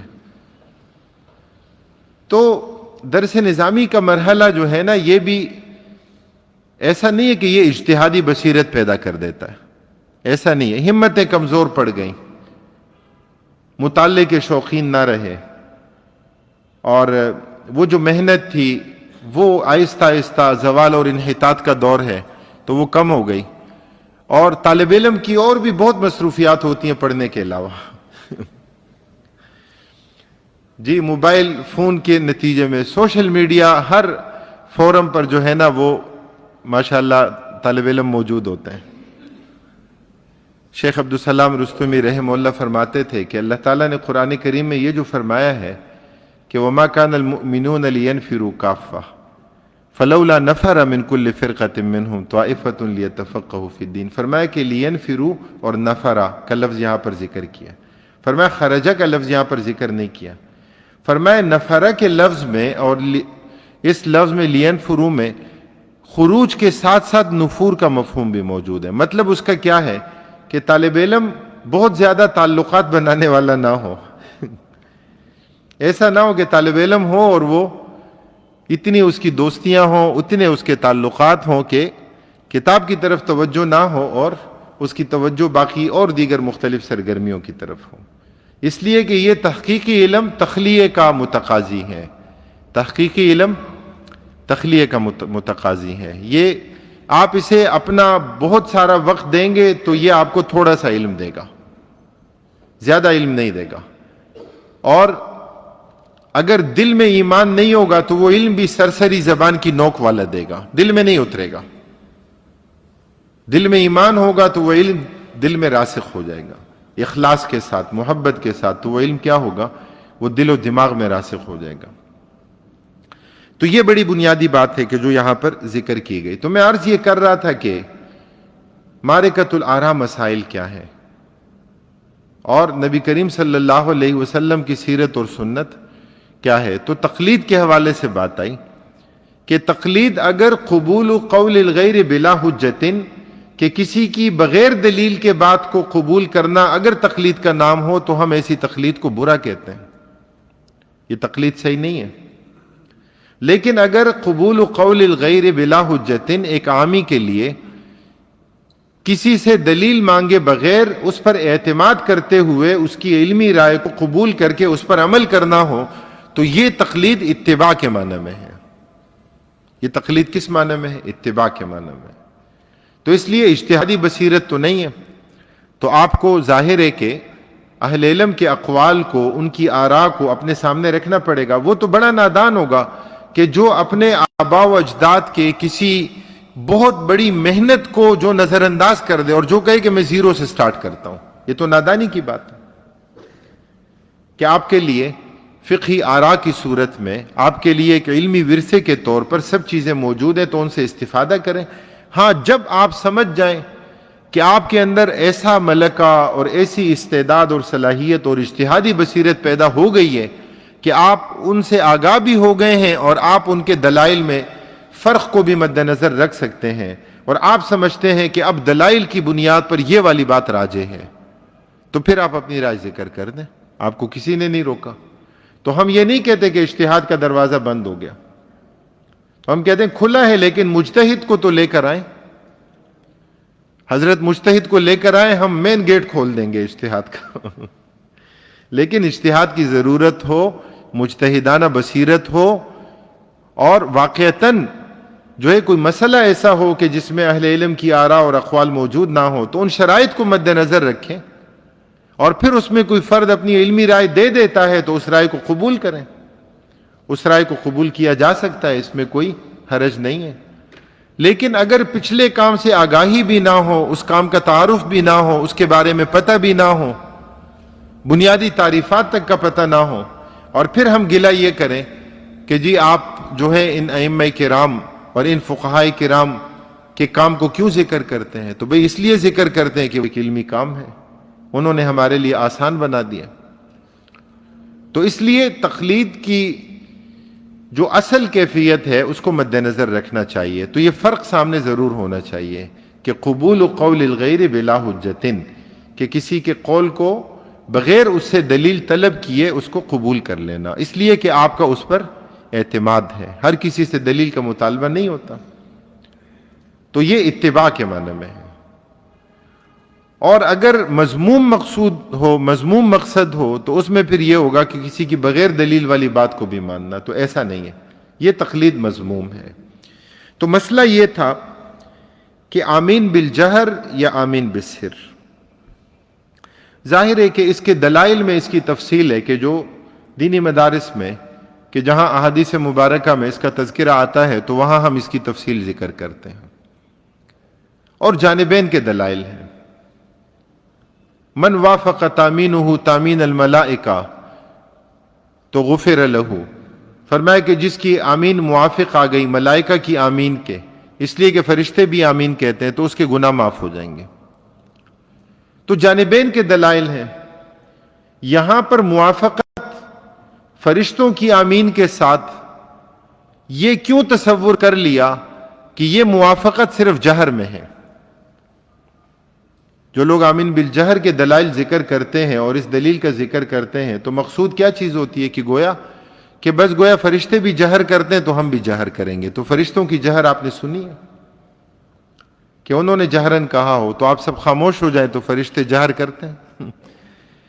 تو موافقت کو صرف جہر میں موافقت تسلیم کر لینا اور اس بنیاد پر کسی اور پر رد کرنا، تو یہ بات تو غلط ہے۔ تو ہم آمین بالجہر کے قائل ہیں، ہم کہتے ہیں کہ جو سنت کی بنیاد پر آمین بالجہر کرتے ہیں تو بس ان کے لیے تو زیادہ دلائل نہ بھی ہوں تو یہ بات کافی ہے کہ نبی کریم صلی اللہ علیہ وسلم نے جہرن آمین کہی ہے، اور جو نہیں کرتے ان کے لیے بھی یہ دلیل کافی ہے کہ نبی کریم صلی اللہ علیہ وسلم نے بعض اوقات آمین جہرن نہیں کہی۔ تو فرشتوں کی آمین کے ساتھ موافقت جہر میں تو موافقت مطلوب ہے ہی نہیں، موجود ہی نہیں ہے، پتہ ہی نہیں ہے، تو یہ دلیل تو متبادر الذہن ہے ہی نہیں۔ تو پھر موافقت کس چیز میں آ سکتی ہے؟ اخلاص میں آ سکتی ہے۔ موافقت کس چیز میں آ سکتی ہے؟ شعوری کیفیت میں آ سکتی ہے، انابت اللہ میں آ سکتی ہے، نماز میں عاجزی اور انکساری کی کیفیت میں موافقت آ سکتی ہے، اور مختلف امکانات اس باب میں کیا ہے؟ موجود ہیں۔ الغرض یہ مسئلہ ایسا ہے کہ اس میں جہاں دلائل کی بات آتی ہے تو وہاں پر دونوں طرف دلائل موجود ہیں، لیکن اس کی بنیاد پر ایک دوسرے پر فتوے، اس کی بنیاد پر مساجد کو الگ کرنا، اس کی بنیاد پر ایک دوسرے کو برا بھلا کہنا، اسی کو امت مسلمہ کا بڑا مسئلہ قرار دینا، تو ظاہر ہے کہ یہ صحیح روش نہیں ہے۔ یہ ایک بندہ مومن کی روش، یہ ایک عالم دین کی، کہ جو دین کا علم رکھتا ہو اور جو داعی اللہ ہو، تو یہ اس کی بنیادی صحیح روش نہیں ہو سکتی۔ اس لیے ہمیں اختلافی مسائل میں ہر مسئلے کو، اس مسئلے کا جو مقام ہے اس کو اس کے مقام کے مطابق رکھنا چاہیے، کہ یہ مسئلہ کتنی نوعیت کا ہے، کتنی اس میں ہم شدت کر سکتے ہیں، کتنی شدت ہمیں اس باب میں نہیں کرنی چاہیے۔ حضرت مولانا عبدالحی لکھنوی رحمہ اللہ کی مختلف تحریروں میں، مختلف کتابوں پر ان کے حاشیے بھی ہیں، اور شرح وقایہ پر بھی ان کا حاشیہ ہے، آپ پڑھیں۔ ان مسائل کے حوالے سے بہترین معتدل عالم دین کا جو کردار انہوں نے ذکر کیا، اور بھی کئی اہل علم ہیں، شیخ القرآن والحدیث حضرت مولانا گوہر رحمان رحمہ اللہ کی تحریروں کو آپ پڑھیں، ان کے مختلف دروس کو آپ سامنے رکھیں، تو یہ مسئلہ اور اس مسئلے میں یہ کیفیت جو ہے سمجھ میں آتی ہے۔ مولانا عبدالحی لکھنوی رحمہ اللہ وہ تھے، ان کی وفات پر علامہ آسی نے اشعار کہے، فرمایا انما الدنیا فناء لیس للدنیا بقاء، انما الدنیا وما فیہا کنسج العنکبوت، لیس فیہا عیشۃ فالعیش عیش الآخرہ، کل اہل العیش میت کل میت فی التبوت۔ اور مات عبدالحی لیکن لم یمت فیضانہ، انما مات المسمى واسمہ ما لا یموت۔ فرمایا دنیا فنا ہو جانے والی ہے، دنیا کے لیے بقا نہیں ہے۔ دنیا اور دنیا میں جو کچھ بھی ہے کیا ہے؟ کنسج العنکبوت، مکڑی کا جالا ہے۔ لیس فیہا عیشۃ فالعیش عیش الآخرہ، دنیا کی زندگی کیا ہے؟ اصل زندگی تو آخرت کی زندگی ہے۔ اس دنیا میں آنے والا ہر شخص اس کا موت کا وقت مقرر ہے۔ جو اس چلتی ہوئی ٹرین میں سوار ہو گیا، اس کا ہر ایک کا اپنا اپنا سٹاپ، ہر ایک کی اپنی اپنی منزل ہے، اور وہ اس کی طرف آگے جا رہا ہے، بڑھ رہا ہے، وہ چاہے بھی تو نہیں کر سکتا کہ روک دے۔ فرمایا کہ عبدالحی لکھنوی تو فوت ہو گئے، مات عبدالحی لیکن لم یمت فیضانہ، لیکن ان کا فیضان ختم نہیں ہوا۔ انما مات المسمى واسمہ ما لا یموت، مسمى تو فوت ہو گیا لیکن ان کا نام زندہ ہے۔ اور یہ علم کی سرحدیں ہیں، یہ علم کا کمال ہے جی، کہ آپ کو قریب کے زمانے میں لوگوں کا نہیں پتا ہوگا، لیکن آپ دیکھیں اس حوالے سے اگر دیکھیں تو کون کہے گا کہ امام ابو حنیفہ مر گئے ہیں؟ امام ابو حنیفہ تو ہر مجلس میں زندہ ہیں۔ کون کہے گا کہ امام شافعی رحمہ اللہ مر گئے؟ علم کی بنیاد پر زندہ ہے۔ کون کہے گا امام بخاری رحمہ اللہ نہیں رہے؟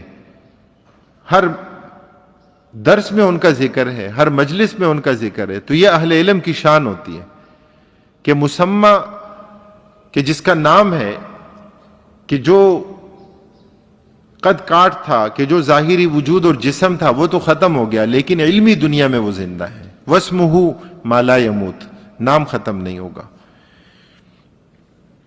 تو اس لیے اختلافی مسائل میں ہمیں ضرور اعتدال کی راہ کو مد نظر رکھنا چاہیے کہ اعتدال کی راہ کیا ہے، اور اختلافی مسائل میں ایسی شدت کہ ہم اسی کو اسلام اور کفر کا مسئلہ بنا دیں تو یہ باطل ہے، یہ غلط ہے۔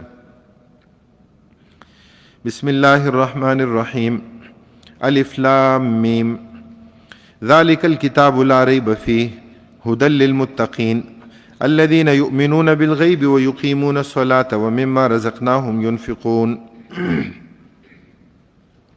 الف لام میم حروف مقطعات ہیں۔ ذالک الکتاب لا ریب فیہ، فرمایا کہ یہ اللہ تعالیٰ کی عظیم کتاب ہے کہ جس میں کوئی شک نہیں ہے۔ ھدی للمتقین، فرمایا یہ ہدایت ہے۔ مصدر کا ترجمہ کریں کہ ہدایت ہے، یا مصدر اس میں فاعل کا تذکرہ کریں کہ ہادی ہے۔ یہ کتاب ہدایت دینے والی ہے، کس کو؟ متقین کو، پرہیزگاروں کو۔ پرہیزگاروں کے لیے اس میں ہدایت کا سامان ہے، یا پرہیزگاروں کو یہ ہدایت دینے والی ہے۔ الذین یؤمنون بالغیب، فرمایا وہ لوگ کہ جو ایمان لاتے ہیں غیب پر، اندیکھی چیزوں پر۔ غیب وہ ہے کہ جو حواس سے معلوم نہ ہو۔ ہم اندیکھی کا ترجمہ کرتے ہیں، یہ بھی ہمارے نطق کی کمی ہے، ہماری گویائی کی کمی ہے، ورنہ حواس میں دیکھنا جو ہے یہ تو ایک سینس ہے، یہ تو جو حواس ہیں تو ان میں سے ایک سینس اور ایک کیفیت جو ہے وہ کیا ہے؟ وہ بصارت کی ہے، دیکھنے کی ہے۔ تو اندیکھی چیزیں کہ جو حواس کے ذریعے معلوم نہ ہو تو اس پر غیب کا اطلاق ہوتا ہے۔ الذین یؤمنون بالغیب، فرمایا کہ متقین کون ہیں، پرہیزگار کون ہیں؟ یہ وہ لوگ ہیں کہ جو غیب پر ایمان لاتے ہیں، وَيُقِيمُونَ الصَّلَاةَ، اور جو نمازوں کو قائم کرتے ہیں، وَمِمَّا رَزَقْنَاهُمْ يُنْفِقُونَ، اور فرمایا اور جو رزق ہم نے دیا ہے اس میں سے خرچ کرتے ہیں۔ وَالَّذِينَ يُؤْمِنُونَ بِمَا أُنزِلَ إِلَيْكَ، اور یہ وہ لوگ ہیں کہ جو ایمان لاتے ہیں بِمَا أُنزِلَ إِلَيْكَ، اس پر کہ جو آپ کی طرف نازل کی گئی۔ تو الیک کا خطاب ہے نبی اکرم صلی اللہ علیہ وسلم سے، تو آپ پر نازل قرآن کریم کیا گیا، تو قرآن کریم پر ایمان لانے والے وہ مؤمن ہیں، وہ متقی ہیں۔ وما انزل من قبلک، اور آپ سے پہلے جو نازل کی گئیں، تو آپ سے پہلے بھی آسمانی کتابیں نازل کی گئیں، صحف نازل کیے گئے، تو انہیں بھی من جانب اللہ کہتے ہیں کہ وہ بھی من جانب اللہ ہے، وہ بھی منزل من اللہ ہے، اللہ تعالیٰ کی جانب سے نازل کیے گئے۔ وبالآخرۃ ھم یوقنون، اور فرمایا کہ آخرت پر یہ لوگ یقین رکھنے والے ہیں۔ سورہ بقرہ قرآن کریم کی سب سے بڑی سورت ہے، اور اس کا نام بقرہ ذکر ہوتا ہے سورہ بقرہ اس لیے کہ اس میں گائے کا واقعہ ذکر کیا گیا۔ نام سے، تسمیہ سے، نام دینے سے اس کا یہ مطلب ہرگز نہیں ہے کہ اس سورت کا بنیادی مضمون صرف بقرہ ہے، گائے ہے، نہیں، وہ ایک اہم واقعہ ہے کئی واقعات میں سے۔ وہ ایک اہم واقعہ ہے کہ جو ذکر کیا گیا اور جس میں بنی اسرائیل کی حیل و حجت کو اور ان کے مزاج کو اور دین کے حوالے سے، شریعت کے حوالے سے، اللہ تعالیٰ کے احکام کے حوالے سے، کہ جو ان کے مزاج میں مسائل تھے اور مختلف تعویلات کرتے تھے، بہانے بناتے تھے، تو اس کا تذکرہ ہے۔ تو ظاہر ہے کہ یہ عکاسی ہے، تو اس بات کا تذکرہ جو ہے وہ کیا گیا۔ ورنہ اس سورت کے اور بھی نام ہیں کہ جو احادیث مبارکہ میں نبی اکرم صلی اللہ علیہ وسلم نے ذکر فرمائے ہیں۔ اس سورت کو فسطاط القرآن کہا جاتا ہے۔ فسطاط خیمے کو کہتے ہیں، تو فسطاط القرآن۔ اس سورت کو سنام القرآن کہا جاتا ہے، بڑی چوٹی، جو پہاڑ کی چوٹی ہوتی ہے وہ دور سے نظر آتی ہے، تو عظمت ہے، رفعت ہے، اعلی و عرفہ ہے، احکام کی بنیاد پر، کہ اس میں احکام بکثرت ہے، اس میں اللہ تعالیٰ نے احکام کا تذکرہ فرمایا۔ اسی طرح اس سورت کو سورت زہرا کہا جاتا ہے کہ اس میں چمک ہے، اس میں خفا نہیں ہے، پوشیدگی نہیں ہے. یہ بڑی واضح اور بڑی ظاہر اور بڑی چمکدار صورت ہے کہ جو ظاہر ہے کہ جو بنی اسرائیل کی جو بری خصلتیں تھیں ان کو بھی آشکار کرتی ہیں. امت مسلمہ کو بھی یہ ہدایت دیتی ہے کہ تم بھی پچھلی قوموں کی طرح ان کے نقش قدم پر مت چلو. جو ان میں خامیاں تھیں، خرابیاں تھیں، ان سے اجتناب کرو، ان سے بچو. اس لیے کہ اگر ان کے راستے پر چلو گے، تباہی، بربادی، ہلاکت ان کا مقدر بنی تو تمہارا بھی مقدر بنے گی. اللہ تعالی ہمیں بچائے، اللہ تعالی ہمیں محفوظ رکھے. تو زہرا اس سورت کے ناموں میں سے نام ذکر کیا. اس سورت میں اللہ تعالیٰ نے وسیع مضامین بیان فرمائے.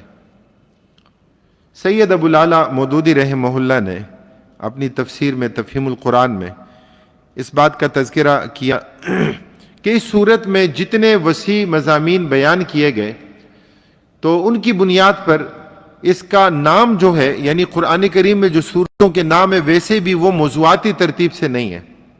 اس کا یہ مطلب نہیں ہے کہ سورت النمل ہے تو اس سورت میں بس چونٹی کا تذکرہ، ایسا نہیں ہے. سورہ بقرہ ہے تو بس اس میں بقرہ کا ذکر، ایسا نہیں ہے. تو موضوعاتی تسمیہ نہیں ہے. تو فرمایا کہ جتنے وسیع مضامین اس میں بیان ہوئے تو کوئی ایک عنوان اس کو نہیں دیا جا سکتا. نبی اکرم صلی اللہ علیہ وسلم کے ہجرت الی المدینہ کے بعد ابتدائی دور میں یہ سورت نازل ہوئی، اور اکثر حصہ اس کا ابتدا میں نازل ہوا اور بہت کم حصہ اس کا یا چند آیات وہ ایسی تھی کہ جو بعد میں بھی نازل ہوئی.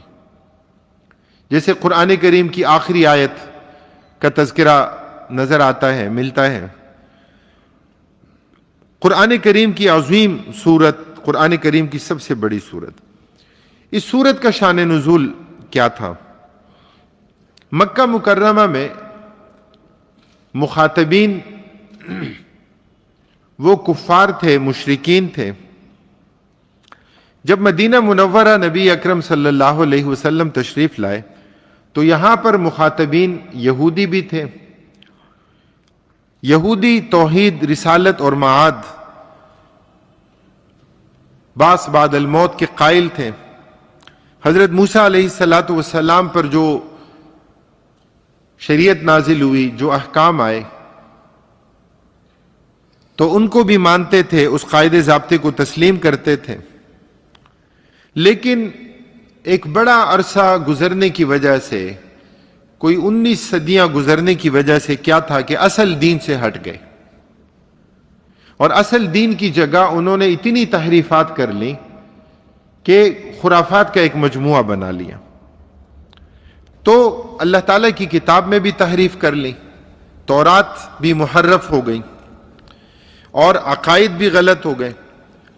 اپنے آپ کو ابناء اللہ و احباہ، کہ ہم اللہ تعالیٰ کے لاڈلے ہیں اور ہمارے لیے عذاب نہیں ہے، ہم جو بھی کریں. اور یہی تصور اب اس وقت بھی جو اسرائیل میں ہے ان لوگوں کا ہے. وہ کہتے ہیں کہ ہم اللہ کے بڑے خاص بندے ہیں، اور یہ جو اور انسان ہیں تو کہتے ہیں کہ یہ تو انسان نما جانور ہے. کبھی دیکھیں ان کی تعلیمات کو اور ان کے تصورات کو تو وہ کہتے ہیں کہ لوگوں کو قتل کرنا تو جائز ہے، اس میں کوئی مسئلہ ہی نہیں ہے. حقوق انسانی کی بات تو ایک دھوکہ ہے، اس لیے کہ انسان کا کامل تصور ان کے نزدیک تو بس یہودی ہیں، اور باقی تو انسانیت کے زمرے میں آتے بھی ہیں تو کہیں کسی آخری کیٹیگری میں آتے ہیں. تو اس لیے وہ کہتے ہیں کہ ہمیں حق حاصل ہے.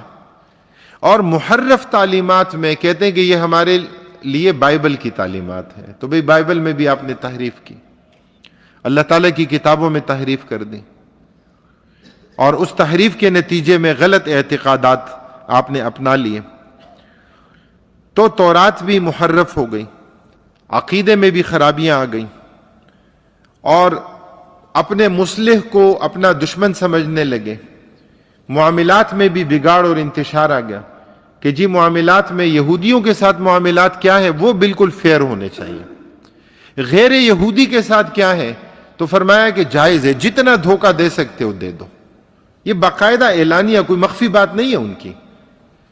تو وہ کہتے ہیں غیر یہودی کو جتنا دھوکہ آپ دے سکتے ہو تو اس کو اتنا دھوکہ دے دو.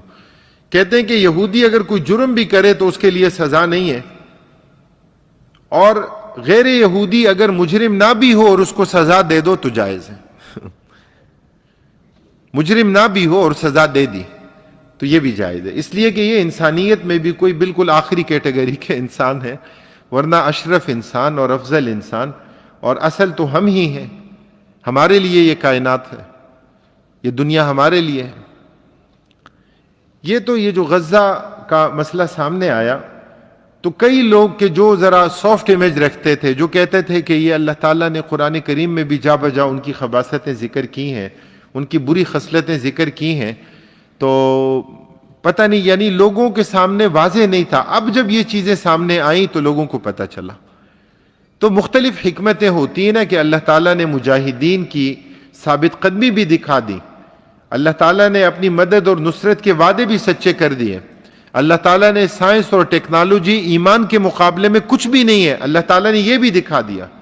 یہ جو کم من فئۃ قلیلۃ غلبت فئۃ کثیرۃ باذن اللہ، اس کا اصل تصور جو ہے وہ تو اب پتہ چلتا ہے کہ اپنا سر اپنی ہتھیلی پر رکھ کر جب اہل ایمان جہاد اور شہادت کے میدان میں جاتے ہیں تو اللہ رب العالمین ٹیکنالوجی کو بھی زیر کر دیتے ہیں.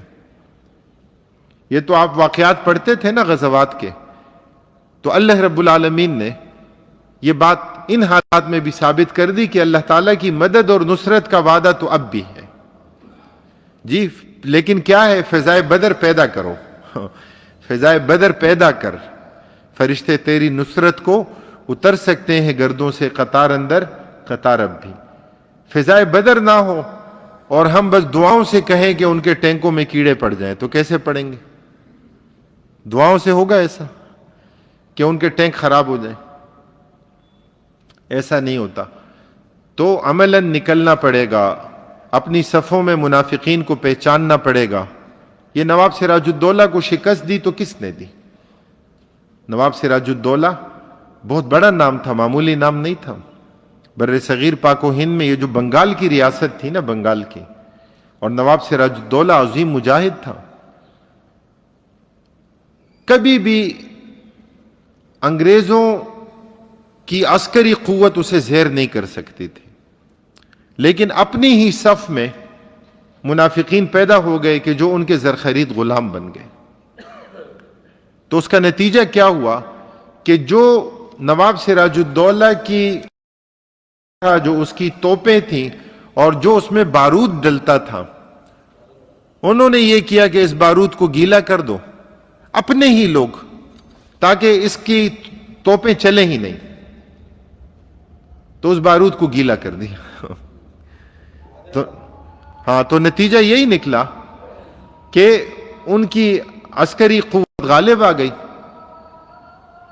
یا آپ ٹیپو سلطان کو دیکھیں، آپ نواب سراج الدولہ کو دیکھیں، آپ اپنی صفوں میں ہمیشہ جس نے نقصان پہنچایا ہے وہ کون ہو؟ وہ اپنی صفوں کے منافقین ہوتے ہیں. تو یہ چیز نقصان پہنچاتی ہے. تو اس لیے اللہ رب العالمین نے ہمیں یہودیوں کی بری خصلتوں کا، ان کے گمراہ عقیدوں کا، ان کے غلط طرز عمل کا ہمیں بتا دیا، اور قرآن کریم تو اس پر شاہد ہے.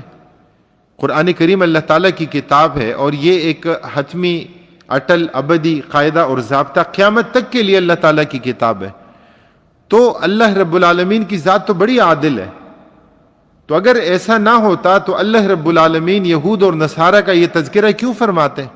بس مختصر ذکر ہو جاتا.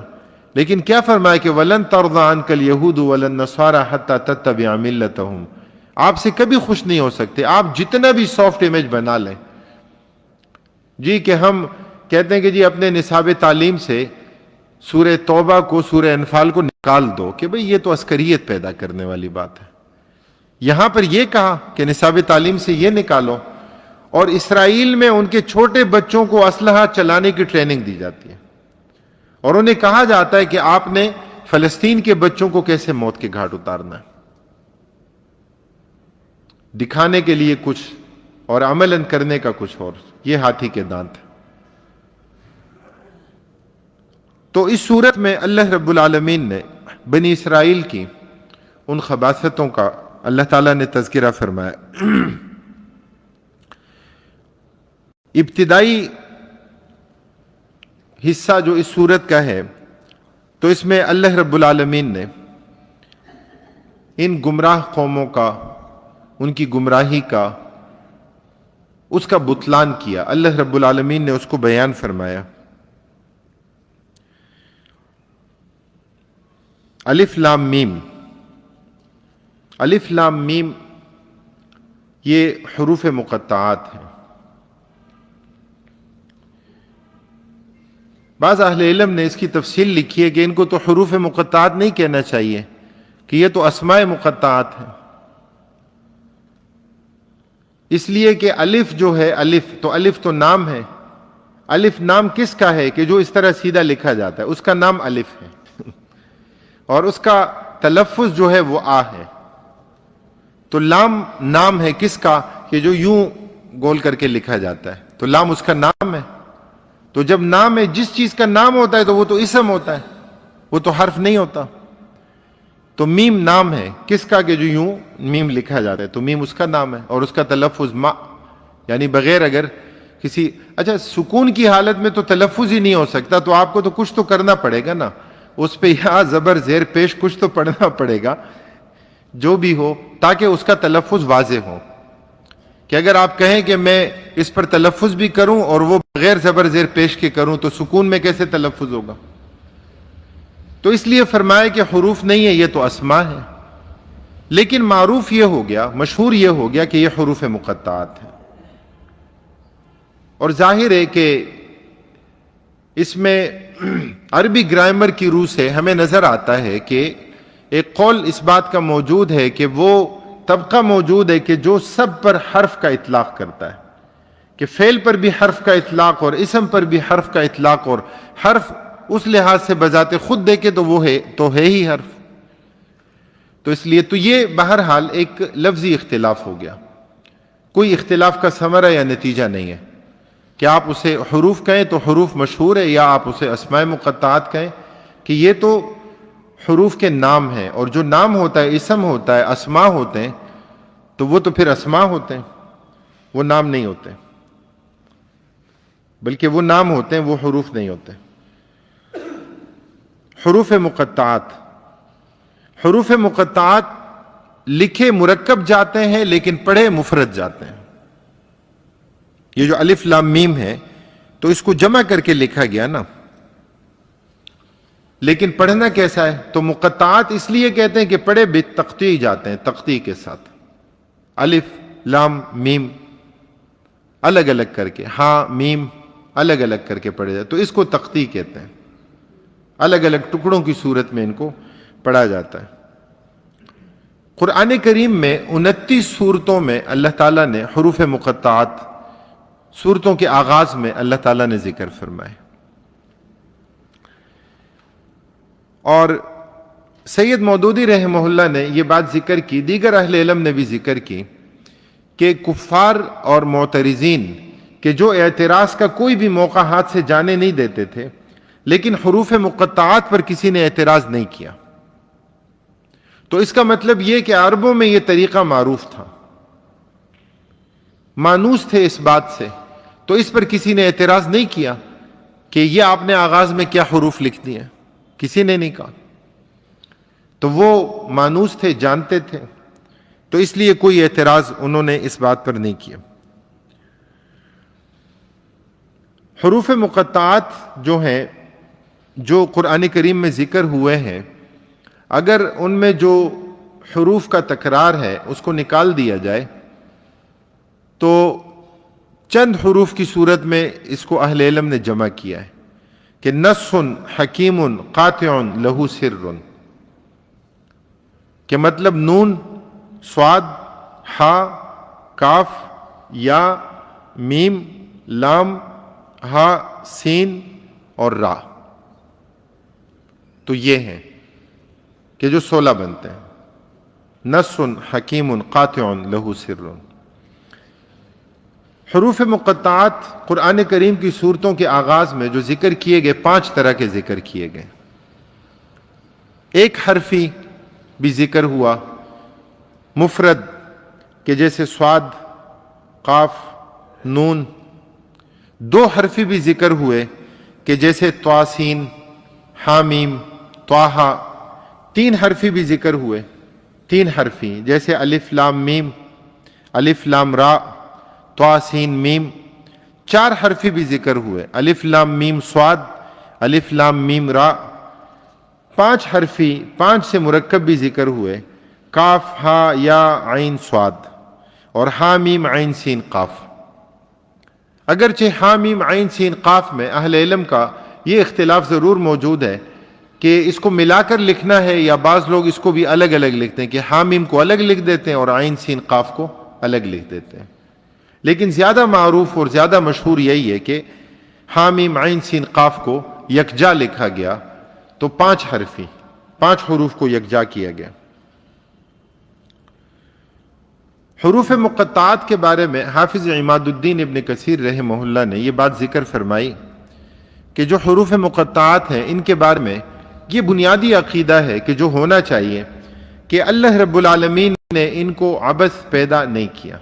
اللہ تعالیٰ نے عبث طور پر اس کا تذکرہ نہیں کیا. اللہ تعالیٰ کی ذات حکیم ذات ہے اور اللہ تعالیٰ کی ذات، اللہ کا کوئی بھی کام وہ حکمت سے خالی نہیں ہے. تو اس میں حکمتیں موجود ہیں، وہ حکمتیں ہمیں معلوم ہوں یا نہ ہوں. ہر چیز کی حکمت کا تو ہمیں نہیں پتا. تو بعض اہل علم نے اسی کو بنیاد بنا دیا تو کہا کہ یہی تو عقل انسانی کا عجز ہے، یہی تو انسانی عقل کی عاجزی ہے کہ بھئی یہ حروف ہیں، ان حروف سے اللہ تعالیٰ کا کلام مرکب ہے. اللہ تعالیٰ کے کلام میں یہی حروف ہیں اور انہی حروف پر تم بھی تکلم کرتے ہو. تو ہمیں پتہ ہے کہ الف کا مخرج کیا ہے اور لام کا مخرج کیا ہے اور میم کا مخرج کیا ہے، ہمیں پتہ ہے. ہا کا کیا ہے، میم کا کیا ہے، تمام حروف کے مخارج معلوم ہے اور ان حروف پر ہم ادائیگی کرتے ہیں. تو فرمایا کہ عقل انسانی کا عجز، اس کی عاجزی یہیں سے معلوم ہوتی ہے کہ جن حروف سے اللہ تعالیٰ کا کلام مرکب ہے، کما یلیق بشانہ، انہی حروف پر تم بھی تکلم کرتے ہو، لیکن اللہ تعالیٰ کے کلام کی طرح کوئی کلام تم بنا نہیں سکتے. یہ عاجزی ہے. ورنہ کوئی یہ کہہ سکتا ہے، یعنی جو چیز سامنے موجود ہوتی ہے نا تو لوگ تو نقل کرنے میں ماہر ہوتے ہیں. جی کوئی چیز آپ دیکھ لیں کہیں کی بھی کوئی بنی ہوئی تو بس وہ فوراً اس پہ اس کو اسی طرح کا بنا دیں، لکھ دیں میڈ ان پاکستان. تو کسی چیز کو کاپی کرنا تو آسان ہوتا ہے، پہلی مرتبہ بنانا یہ کیا ہے، یہ نسبتاً مشکل ہوتا ہے. اللہ تعالیٰ کی صفت یہ جو بیان کی گئی نا کہ بدیع السماوات والارض، اللہ تعالیٰ نے زمین اور آسمان کو پیدا کیا سابقہ کسی اور نقشے کے بغیر. پہلی مرتبہ اللہ رب العالمین نے پیدا کیا، کیسے؟ اللہ تعالیٰ کی شان کے لائق. تو اللہ تعالیٰ کی جتنی بھی مخلوقات ہیں، جتنی بھی تخلیق ہے، اللہ تعالیٰ نے انہیں پیدا کیا بغیر کسی پہلے سابقہ نمونے کے. اور اسی کو بطور دلیل انسانی عقل کے لیے اپیل کے طور پر اللہ تعالیٰ ذکر فرماتے ہیں کہ پہلی مرتبہ پیدا کرنا مشکل تھا یا بعد میں اس کو دوبارہ زندہ کرنا مشکل ہے. اللہ کے لیے تو دونوں کام مشکل نہیں ہے، لیکن انسانی عقل میں تو یہ بات آ سکتی ہے نا کہ پہلا کام مشکل ہے اور اس کا اعادہ وہ تو مشکل نہیں ہوتا. انسان یعنی خود جو چیز بناتا ہے، ٹھوکریں کھا کھا کے ایک چیز بنا لیتا ہے، لیکن اس کے بعد اس کو کاپی کرنا کیا ہوتا ہے؟ وہ آسان ہوتا ہے. تو اللہ تعالیٰ کے لیے تو نہ پہلی مرتبہ پیدا کرنا مشکل تھا اور نہ اللہ تعالیٰ کے لیے دوبارہ پیدا کرنا مشکل ہے. اللہ کے لیے کوئی چیز مشکل نہیں ہے. تو یہ عاجزی ہے، ہماری عقل کی عاجزی. تو یہ عقیدہ رکھنا کہ اللہ تعالیٰ نے ان کو عبث پیدا نہیں کیا، اس میں اللہ تعالیٰ کی حکمتیں کار فرما ہیں. اور اگر یہ حروف مقطعات فصاحت و بلاغت کے خلاف ہوتے تو معترضین اس پر ضرور اعتراض کرتے. وہ یہ کہتے کہ یہ کیوں ذکر کیا؟ اس لیے کہ ادیب اور شعراء اور فصحاء اور بلغاء تو اس معاشرے میں بھی موجود تھے، قادر الکلام جی. اور جس نے قرآن کا مقابلہ کرنا چاہا اللہ تعالیٰ نے اس کی مت مار دی. مسیلمہ نے کہا، مسیلمہ کذاب نے تو کہا کہ مجھ پر بھی نازل ہوتا ہے قرآن، معاذ اللہ، اور کہا کہ وحی میں شریک ہوں. تو کیا نازل ہوتا ہے؟ تو کہا کہ الفیل ملفیل وما ادراک ملفیل لہو خرطوم طویل، کہ یہ مجھ پر نازل ہوا ہے. اور فرمایا کہ مجھ پر کیا نازل ہوا ہے کہ والطاحنات طحنا فالداجنات دجنا فالخابدات خبزا. آٹا گوندنے والیوں کی قسم، پیڑا بنانے والیوں کی قسم، جی روٹی پکانے والیوں کی قسم. تو جو اس معاشرے کے فصاحت اور بلاغت کے لوگ تھے انہوں نے کہا کہ یہ تو عبد البطن ہے، پیٹ کا غلام ہے، اس کی بات نہ فصاحت و بلاغت کا نمونہ. اور کہا کہ یا ضفدعی، اے مینڈکی، کہا یہ بھی مجھ پہ نازل ہوا ہے کہ تمہارا منہ، تمہاری ناک جو ہے وہ کیچڑ میں ہے، اور تمہاری پشت جو ہے، تمہارا مقد وہ آسمان کی طرف ہے. اور کہا کہ یہ اللہ کا کلام ہے، معاذ اللہ. تو جس نے مقابلہ کرنا چاہا اللہ تعالیٰ نے اس کی مت مار کے رکھ دی کہ اس کا کلام تو فصاحت و بلاغت کا نمونہ بھی نہیں ہے، کجا یہ کہ وہ قرآن کے مقابل میں پیش ہو. یہ اعجاز ہے قرآن کریم کا. تو یہ فصاحت و بلاغت کے خلاف نہیں ہے، فصاحت و بلاغت کے خلاف نہیں تھا، مانوس تھے، ورنہ اعتراض کرتے. تو کسی نے اس پر اعتراض نہیں کیا. مختلف اقوال اہل علم نے ذکر کیے. حضرت سالم بن عبداللہ من احد الفقہاء السبعۃ فی المدینہ المنورہ فرماتے ہیں کہ حروف مقطعات بھی اللہ تعالیٰ کے اسماء میں سے ہیں. یہ ان کی ایک علمی رائے تھی کہ یہ اللہ تعالیٰ کے اسماء ہیں. دیگر مختلف اقوال بھی اس باب میں ذکر کیے گئے. تو بعض لوگوں نے کہا کہ یہ صورتوں کے نام ہیں، جن صورتوں کے آغاز میں ہے تو بس وہ اس صورت کا نام ہے. یا یہ کہا گیا کہ نہیں، یہ قرآن کے نام ہیں. یا اسی طرح اس کی تعیین کی کوششیں اہل علم نے کی. تو بعض اہل علم نے اس کی تعیین کی کوشش کی کہ الف سے مراد اللہ، لام سے مراد جبریل امین، اور میم سے مراد محمد مصطفیٰ صلی اللہ علیہ وسلم. تو مطلب اس کا یہ ہوا کہ اللہ تعالیٰ نے جبریل امین کے واسطے سے محمد صلی اللہ علیہ وسلم پر یہ کلام نازل کیا. تو یہ ایک توجیہ ہے اور یہ اس کی تعیین کی ایک کوشش ہے. یا ایک قول اس میں ذکر کیا کہ الف سے مراد اصل، لام سے مراد لازم، اور میم سے مراد محکم. تو یہ بھی تعیین کی ایک کوشش ہے کہ جو توجیہ اس باب میں کی گئی. ایک اور قول اس حوالے سے یہ ذکر کیا گیا کہ الف سے مراد کیا ہے؟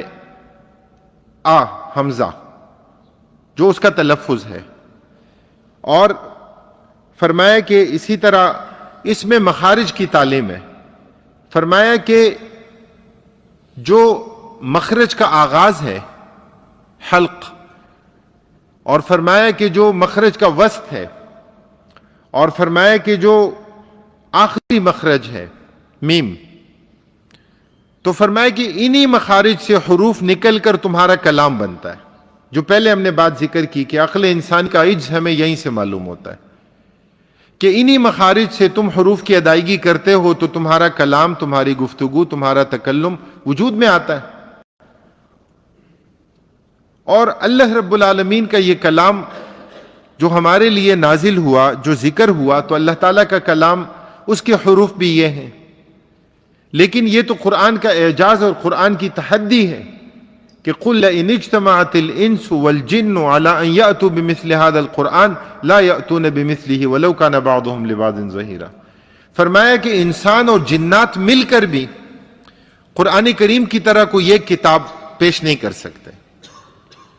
سارے انسان، سارے ادیب اور شاعر، ہاں وہ مل کر سارے جنات کو بھی ساتھ ملا لو کہ بھئی آؤ قرآن کی طرح ایک کتاب بناتے ہیں، نہیں کر سکتے.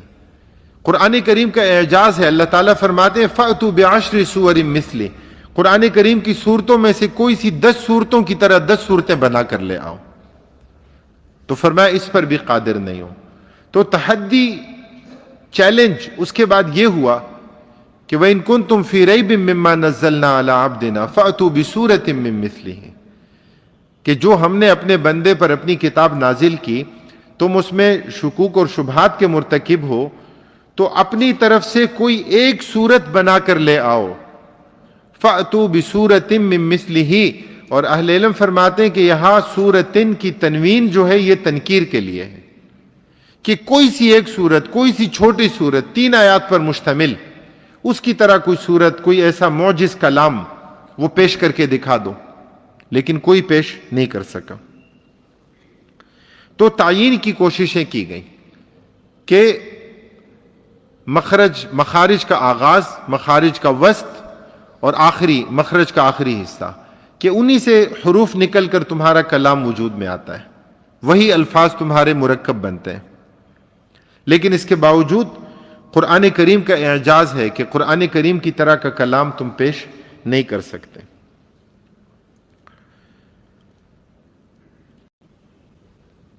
تو عمومی طور پر یہ بات کہی جاتی ہے، اور یہ بات زیادہ بہتر ہے کہ واللہ اعلم بمرادہ، کہ اس کی حقیقی مراد کو اللہ تعالیٰ جانتے ہیں، ہمیں نہیں پتہ۔ یہ مختلف توجیحات علمی آراء ہیں، جو علمی آراء ذکر کی گئیں، اور ظاہر علم کے میدان میں اس طرح مختلف آراء ذکر کی جاتی ہیں، لیکن حقیقتاً اصل علم اللہ کا ہے۔ تو فرمایا کہ واللہ اعلم بمرادہ، اللہ تعالیٰ اس کی مراد کو، اس کے معنی اور اس کے مفہوم کو اللہ تعالیٰ بہتر جانتے ہیں۔ فرمایا ذالک الکتاب لا ریب فیہ، فرمایا یہ اللہ تعالیٰ کی عظیم کتاب ہے، لا ریب فیہ، کہ جس میں کوئی شک نہیں ہے۔ ذالکا اس میں اشارہ ہے، اور یہ اشارہ بعید کے لیے ہے۔ ھذا اس میں اشارہ قریب کے لیے آتا ہے، اور ذالکا اس میں اشارہ کس کے لیے آتا ہے؟ بعید کے لیے۔ اور اس کی بھی 2 قسمیں ہیں، ایک بعد زمانی اور بعد مکانی ہوتا ہے، کہ آپ کسی کا ذکر کریں تو بہت دور کا، کہ مطلب ہمارے قریب نہیں ہے تو بہت دور ہے، تو آپ بعد کا تذکرہ کر دیں، یا زمانی بعد کا تذکرہ کر دیں کہ جی ابھی کی بات نہیں ہے، تو سالوں پہلے کی بات ہے، یہ تو صدیوں پہلے کی بات ہے۔ تو بعد زمانی بھی ہوتا ہے اور بعد مکانی بھی ہوتا ہے۔ اور دوسری قسم اس کی ہوتی ہے بعد شرف کی بنیاد پر، بعد مقام اور مرتبے کے لحاظ سے۔ 2 طرح کے افراد ہوتے ہیں، لیکن ایک معاشرے کا عام فرد ہوتا ہے، اور دوسرا وہ فرد ہوتا ہے کہ جسے اللہ تعالیٰ نے عزتوں کی معراج عطا فرمائی ہوتی ہے۔ تو کتنا بعد ہے، کتنا فاصلہ ہے؟ بہت زیادہ فاصلہ ہے، اور اس کے مراتب ہیں۔ آپ صلی اللہ علیہ وسلم کا مقام اور مرتبہ، بعد از خدا بزرگ تو یہ قصہ مختصر، کہ اللہ کے بعد عظمت کا، ادب اور احترام کا ہر دائرہ خاص ہے میرے نبی صلی اللہ علیہ وسلم کے لیے۔ تو بظاہر تو فرمایا کہ آپ صلی اللہ علیہ وسلم بشر ہیں، نور آپ کا وصف ہے، نور آپ کی صفت ہے۔ یہ جو ہمارے اہل سنت کے بریلوی مکتب فکر کے بھائی، وہ یہ کہتے ہیں کہ نہیں، نبی کریم صلی اللہ علیہ وسلم نور تھے، تو بھئی ہم مانتے ہیں کہ نور تھے، لیکن نور آپ کا وصف تھا، نور آپ کی صفت تھی۔ اور نبی کریم صلی اللہ علیہ وسلم اپنی عمومی زندگی میں آپ بشر تھے۔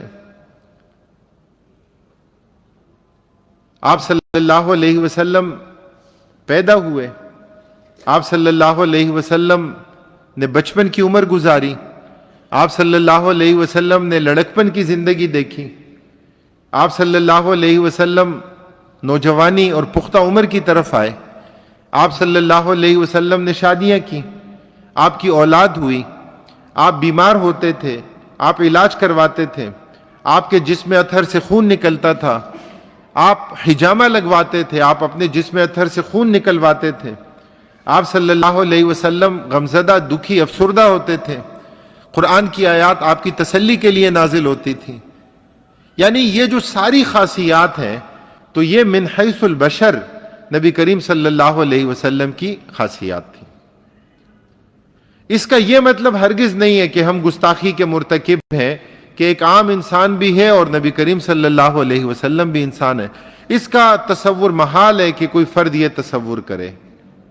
اس کا تصور تو کوئی کسی ولی کے لیے اور کسی بزرگ کے لیے نہیں کر سکتا کہ دنیا میں جس کا مقام اور مرتبہ انسانوں میں ایک دوسرے سے زیادہ ہو اور تفاوت ہو۔ کجا یہ کہ اس کا تصور، اس گستاخی کا کوئی کرے، کس کے لیے؟ نبی اکرم صلی اللہ علیہ وسلم کے لیے کبھی نہیں. فدا کا ابی و امی، ہمارے ماں باپ آپ پر قربان. یہ آپ صلی اللہ علیہ وسلم کا اعلیٰ و عرفہ مقام اور مرتبہ ہے. اس لیے انہوں نے جو قرآن کریم کی آیات میں اس حوالے سے توجیحات کی گستاخی سے بچنے کے لیے، تو وہ توجیحات نہیں کرنی چاہیے تھی، اس کی ضرورت ہی نہیں تھی.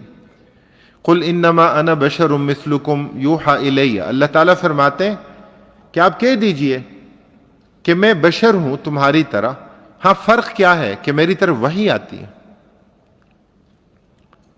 ایک ایسی آیت ہے کہ جو بالکل بے غبار، کوئی اس میں شک اور شبہ نہیں ہے، لیکن چونکہ تصور جب یہ بنا دیا کہ اللہ کے رسول صلی اللہ علیہ وسلم کو تو بشر نہیں ماننا، گستاخی نہ ہو جائے، تو نور ماننا ہے، تو پھر توجیہ کرنی ہے. تو توجیہ کیا کرنی ہے؟ ایسی توجیہ کہ جو غیر متبادر الی الذہن ہے، متبادر الی الذہن ہی نہیں ہے.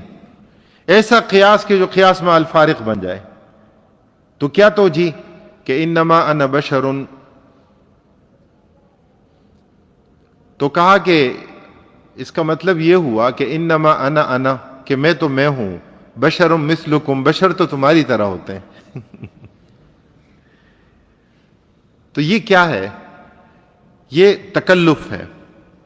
اس کی کیا ضرورت ہے کہ انما انا میں تو میں ہوں، بشر مثلکم، بشر تو تمہاری طرح ہوتا ہے. آپ صلی اللہ علیہ وسلم نے کتنے مواقع پر آپ صلی اللہ علیہ وسلم نے اپنی بشریت کو بیان فرمایا. اور یہ اعلیٰ و عرفہ مقام ہے کہ معراج کا تذکرہ کیا میرے نبی صلی اللہ علیہ وسلم کا، اور آپ کے اوصاف میں یا آپ کا تذکرہ کیا تو آپ کی عبدیت کو بیان فرمایا. سبحان الذی اسری بعبدہ لیلا من المسجد الحرام، فرمایا پاک ہے وہ ذات کہ جو اپنے بندے کو لے گئی آسمانوں کی طرف. تو آپ صلی اللہ علیہ وسلم عبد تھے، عبد کامل تھے. یہ آپ کا کمال ہے. ورنہ کفار تو یہ اعتراض کر سکتے تھے کہ اللہ کے رسول صلی اللہ علیہ وسلم کے جسم اطہر سے خون نہیں نکلتا تو میدان جہاد میں تو کوئی خوف ہی نہیں ہے.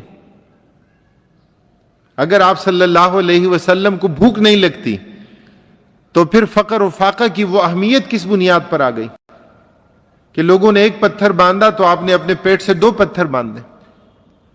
اگر آپ صلی اللہ علیہ وسلم بیمار نہیں ہوتے، آپ نے حضرت عائشہ صدیقہ رضی اللہ تعالیٰ عنہ کو مختلف جڑی بوٹیوں کے ذریعے علاج کی تعلیم کیوں دی؟ اس لیے نبی اکرم صلی اللہ علیہ وسلم کی حیات طیبہ اور آپ کی سیرت مطہرہ ہمیں یہ بتاتی ہے آپ نور تھے، بلا شبہ آپ نور تھے. آپ سے بڑھ کر نور اور کون ہوگا؟ آپ سے بڑھ کر نور مصدر اسم فاعل کے معنی میں منور اور کون ہوگا؟ آپ ہی تو تھے. آپ ہی کی روشنی ہے کہ جو آج تک موجود ہے اور قیامت تک موجود رہے گی، اور جو انشاءاللہ حشر کے میدان میں بھی ہمیں کام دے گی. یہ آپ کی روشنی ہے، یہ آپ کا فیض ہے، یہ آپ کا کرم ہے، یہ آپ کی شفاعت ہے. اس بات سے کوئی انکار نہیں. لیکن مسلک پرستی میں، تہذب اور تعصب میں اس بات کا خیال ضرور رکھنا چاہیے کہ ہم قرآن اور سنت کے مقتضا کو سمجھیں، اس کو اپنے سامنے رکھیں، اس کے مطابق اپنی زندگی کو بنانے اور سنوارنے کی کوشش کریں. تو پھر اسی عقیدے کے تحت باتیں وجود میں آتی ہیں کہ چونکہ آپ نور تھے تو آپ کا سایہ بھی نہیں تھا. تو لکھا بعض بڑے لوگوں نے بھی لکھا، بعض اہل علم نے لکھا، تو اس کی تفصیل میں ہم نہیں جاتے. تو نبی اکرم صلی اللہ علیہ وسلم نے ایک مرتبہ حجامہ لگوایا، جو خون نکلا جسد اطہر سے، حضرت عبداللہ بن زبیر رضی اللہ تعالیٰ عنہ کو دیا. تو کہا کہ جاؤ یہ کسی ایسی جگہ پر چھوڑ کر آؤ، رکھ کر آؤ کہ جہاں کوئی نہ ہو. تو مطلب مقصود تو یہی تھا، اس کو تلف کرنا مقصود تھا نا. تو حضرت عبداللہ بن زبیر رضی اللہ تعالیٰ عنہ لے گئے. بعد میں واپس آئے تو آپ نے پوچھا کہاں رکھا، کہاں چھوڑ کے آئے؟ خاموش رہے. آپ صلی اللہ علیہ وسلم نے فرمایا لعلک شربتہ، شاید تم نے پی لیا ہے. تو انہوں نے کہا ہاں یا رسول اللہ میں نے پی لیا ہے. فرمایا کیوں پیا ہے؟ تو کہا میں نے اس لیے پیا ہے کہ میری یہ خواہش تھی کہ آپ کے جسم کا کوئی حصہ میرا جزو بدن بنے. یہ محبت کی انتہا ہے. ایسی محبت دنیا جس کی مثال پیش نہیں کر سکتی. دنیا جس کی نظیر پیش نہیں کر سکتی. وہ محبت تھی حضرات صحابہ کرام رضوان اللہ علیہ مجمعین کی جناب رسول اللہ صلی اللہ علیہ وسلم کے ساتھ. تو اس لیے یہ جو اقتضاء ہے اور یہ جو بشری تقاضے ہیں یہ اپنی جگہ ہے، اور نبی اکرم صلی اللہ علیہ وسلم کا مقام اور مرتبہ اپنی جگہ ہے. تو بات یہ تھی کہ ذالکا اس میں اشارہ بعید کے لیے ہے، تو بعید سے بعد زمانی بھی مراد ہوتا ہے اور بعد مکانی بھی مراد ہوتا ہے، اور بعید سے بعد مراد ہوتا ہے شرف کی بنیاد پر بھی، عظمت کی بنیاد پر، اعلیٰ و عرفہ ہونے کی بنیاد پر. تو فرمایا کہ قرآن کریم کیا ہے؟ یہ اللہ تعالیٰ کی عظیم کتاب ہے. یہ عظیم کا معنی اور مفہوم ہم نے کہاں سے اخذ کیا؟ ہم نے ذالکا اس میں اشارہ بعید کا اور بعد میں شرف مراد ہے، اس بنیاد پر اس کی رعایت کی کہ یہ اللہ تعالیٰ کی عظیم کتاب ہے، یہ اللہ تعالیٰ کی اعلیٰ اور عرفہ کتاب ہے، اس کا بڑا اعلیٰ و عرفہ مقام اور مرتبہ ہے، یہ کوئی معمولی کتاب نہیں ہے. تو الکتاب کے حوالے سے پہلے ہم نے بات ذکر کی تھی کہ الکتاب قرآن کریم کے ناموں میں سے، قرآن کے اسماء میں سے، کہ جو 5 نام ذکر کیے تھے، تلخیص ان 55 ناموں میں سے، یا بعض نے اس سے بھی زیادہ ذکر کیے، تو ان میں سے ہم نے ذکر کیا کہ 4 اور 4 میں 1 کا اضافہ تو 5، اور اس میں سے ایک نام کیا تھا؟ الکتاب. اور الکتاب بمعنی المکتوب، جیسے القرآن بمعنی المقروء، تو المکتوب. ذالک الکتاب لا ریب فیہ، فرمایا کہ اس میں کوئی شک اور شبہ نہیں ہے. لا ریب فیہ یہ قرآن کی صفت ہے، اور من صفات سلبیہ، سلبی صفات میں سے ہے. قرآن کریم کی صفات ایجابیہ بھی ہیں کہ ان ھذا القرآن یہدی للتی ہی اقوم، قرآن ہدایت دینے والی کتاب ہے، اور بھی صفات ہیں. تو یہ سلبی صفت ہو گئی کہ قرآن میں کوئی شک اور شبہ نہیں ہے.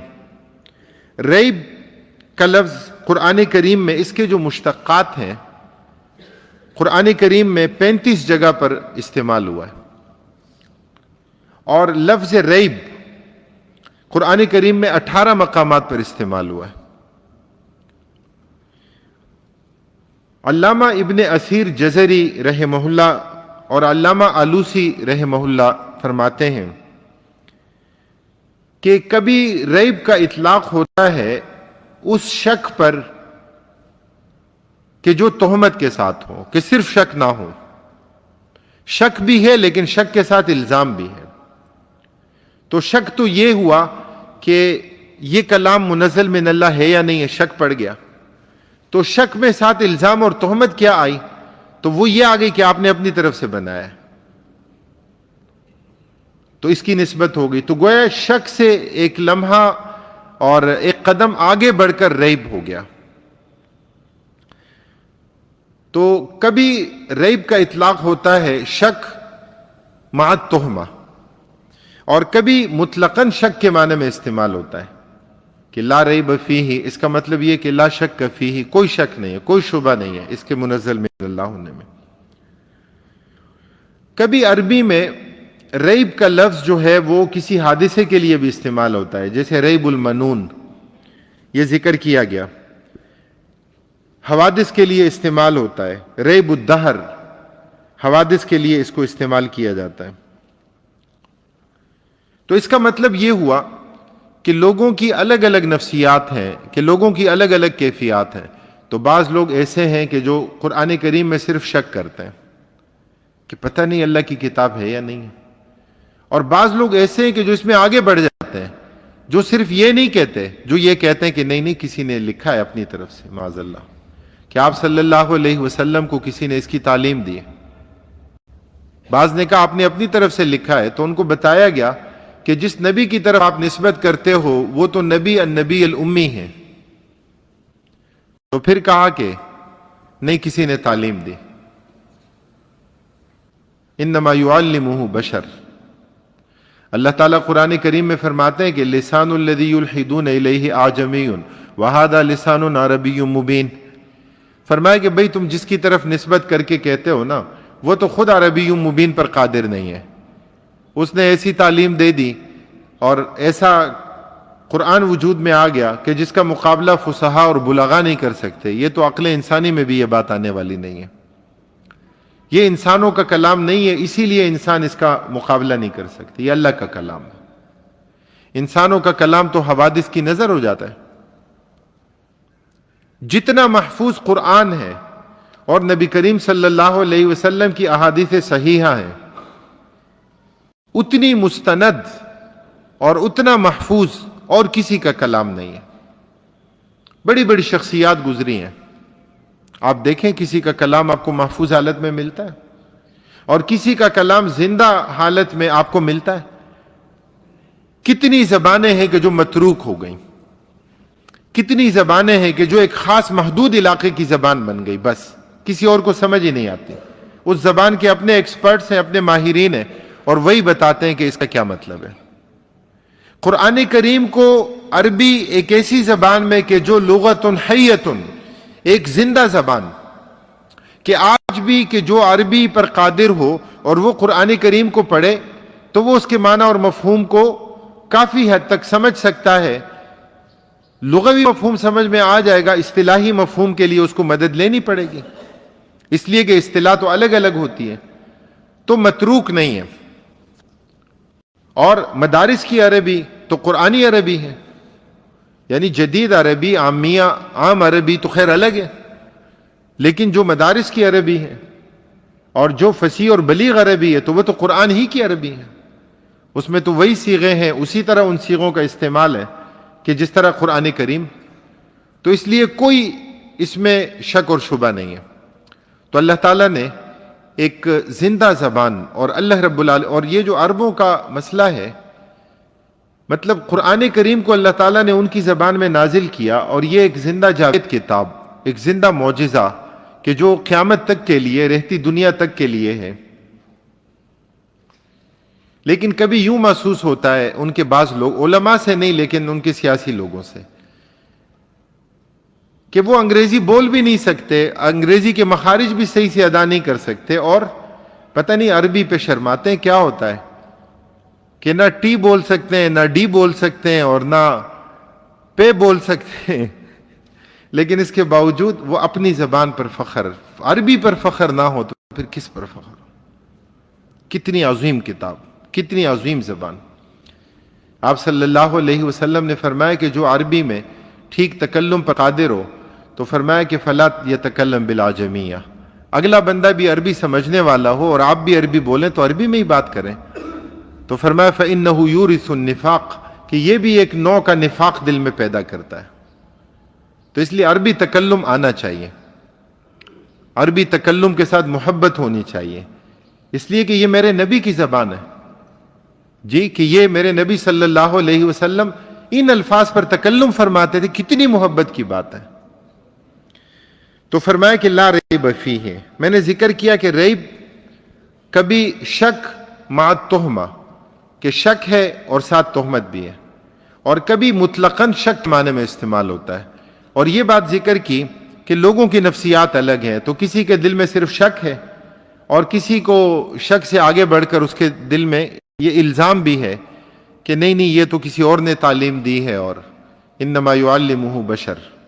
تو یہ بات سمجھ میں آنی چاہیے. حضرت امام رازی رحمہ اللہ فرماتے ہیں کہ لا ریب فیہ، کہ لا ریب فیہ میں یہاں پر نفی ہے، اور ظاہر ہے کہ نفی جو ہے وہ کیا ہے، وہ جملہ خبریہ کے مفہوم میں آتی ہے. جملہ خبریہ ہوتا ہے نا، جملہ اسمیہ بھی ہوتا ہے اور جملہ فعلیہ بھی ہوتا ہے. تو جملہ خبریہ کی تعریف کیا ہوتی ہے کہ جس میں خبر دی جاتی ہے تو اس خبر کے صدق اور کذب دونوں کا احتمال ہوتا ہے. عمومی طور پر لغت کی بات ہم ذکر کر رہے ہیں کہ مطلب جب خبر ہوگی تو ہو سکتا ہے کہ خبر سچی ہو اور ہو سکتا ہے کہ خبر جھوٹی ہو. اور انشائیہ کیا ہوتا ہے کہ جس میں صدق یا کذب کا امکان نہیں ہوتا، اس لیے کہ اس میں خبر نہیں ہوتی. تو جیسے تمنی ترجی ہے، جیسے امر اور نہیں ہے. جی آپ کسی کو حکم دیتے ہیں یہ کام کرو، پانی لے کے آؤ، تو اس میں تو سچ یا جھوٹ کا امکان نہیں ہے، یہ تو ایک حکم ہے کہ جو دیا گیا. آپ کہتے ہیں کہ یہ کام مت کرو، تو اس میں بھی صدق اور کذب کا امکان نہیں ہے. آپ کہتے ہیں کہ کاش، یہ ہوتا، تو اس میں صدق اور کذب کا امکان نہیں ہے، تمنی ترجی میں نہیں ہے، انشائیہ کی جتنی بھی قسمیں ہیں تو اس میں نہیں ہے. یہ لغت کے اعتبار سے یہ بات آ گئی. لیکن کبھی کبھی ایسا ہوتا ہے کہ خبریہ انشائیہ کے معنی میں ہوتا ہے، خبریہ انشائیہ کے معنی میں ہوتا ہے، جیسے کبھی انشائیہ خبریہ کے معنی میں ہوتا ہے. یہ عام استعمال ہے. آپ سے کوئی پوچھتا ہے کہ جی مجھے راستہ بتائیں کہ یہاں مرکزی دفاتر کہاں ہیں، کہ یہاں جامعۃ المحسنات کہاں ہے، تو آپ اس کے بارے میں جب بتاتے ہیں تو ایک اسلوب یہ بھی ہوتا ہے کہ آپ کسی فرد سے کہتے ہیں کہ جی آپ یہاں سے مسجد سے نکلیں گے، سیدھا جائیں گے، آگے چوک آئے گا، وہاں سے آپ دائیں مڑیں گے. یہ جو جائیں گے اور مڑیں گے کا مطلب ہے نا، اصل میں یہ انشائیہ کے معنی میں، اس کا مطلب یہ کہ آپ مسجد سے نکلو، آپ بائیں طرف جاؤ، آپ اس کے بعد چوک پہنچو گے تو پھر اس کے بعد آپ کہاں جاؤ گے، آپ دائیں طرف مڑ جاؤ. تو یہاں پر خبریہ کس معنی میں آ گیا؟ انشائیہ کے معنی میں. ایسا ہوتا ہے. یا آپ پڑھیں گے سورہ نور میں کہ جہاں پر ذکر کیا گیا نا کہ خبیثات خبیثین کے لیے ہیں اور طیبات طیبین کے لیے ہیں، تو وہاں اہل علم نے اس بات کا ذکر کیا ہے کہ کیا اللہ تعالیٰ صرف خبر دے رہے ہیں، خبریہ ہے؟ نہیں، خبریہ انشائیہ کے معنی میں. اس کا مطلب یہ ہے کہ جب نکاح کرو تو نکاح میں پاک دامن لوگوں کو ترجیح دو. تو ترجیحات تو اسی طرح ہوتی ہیں، ایک جنس دوسری جنس کی طرف مائل ہوتی ہے، تو ظاہر ہے کہ سب کا اپنا الگ الگ مقام اور مرتبہ ہے. تو امام راضی رحمہ اللہ نے فرمایا کہ یہ جو لا ریب فیہ میں خبریہ ہے، فرمایا یہ انشائیہ کے معنی میں ہے. تو اس کا مطلب یہ کہ لا ترتابو، کہ قرآن کریم میں شک اور شبہ مت کرو، قرآن کریم میں شک اور شبہ مت کرو، یہ اللہ کی کتاب ہے بھئی، یہ کسی اور کی کتاب نہیں ہے. آپ کسی اور کے نظریے میں دوسری رائے پیش کر سکتے ہو، آپ کسی اور کی کتاب سے اختلاف کر سکتے ہو، شک اور شبہ کر سکتے ہو. اللہ کی کتاب میں شک اور شبہ نہیں، ایسا مت کرو، اس سے اجتناب کرو.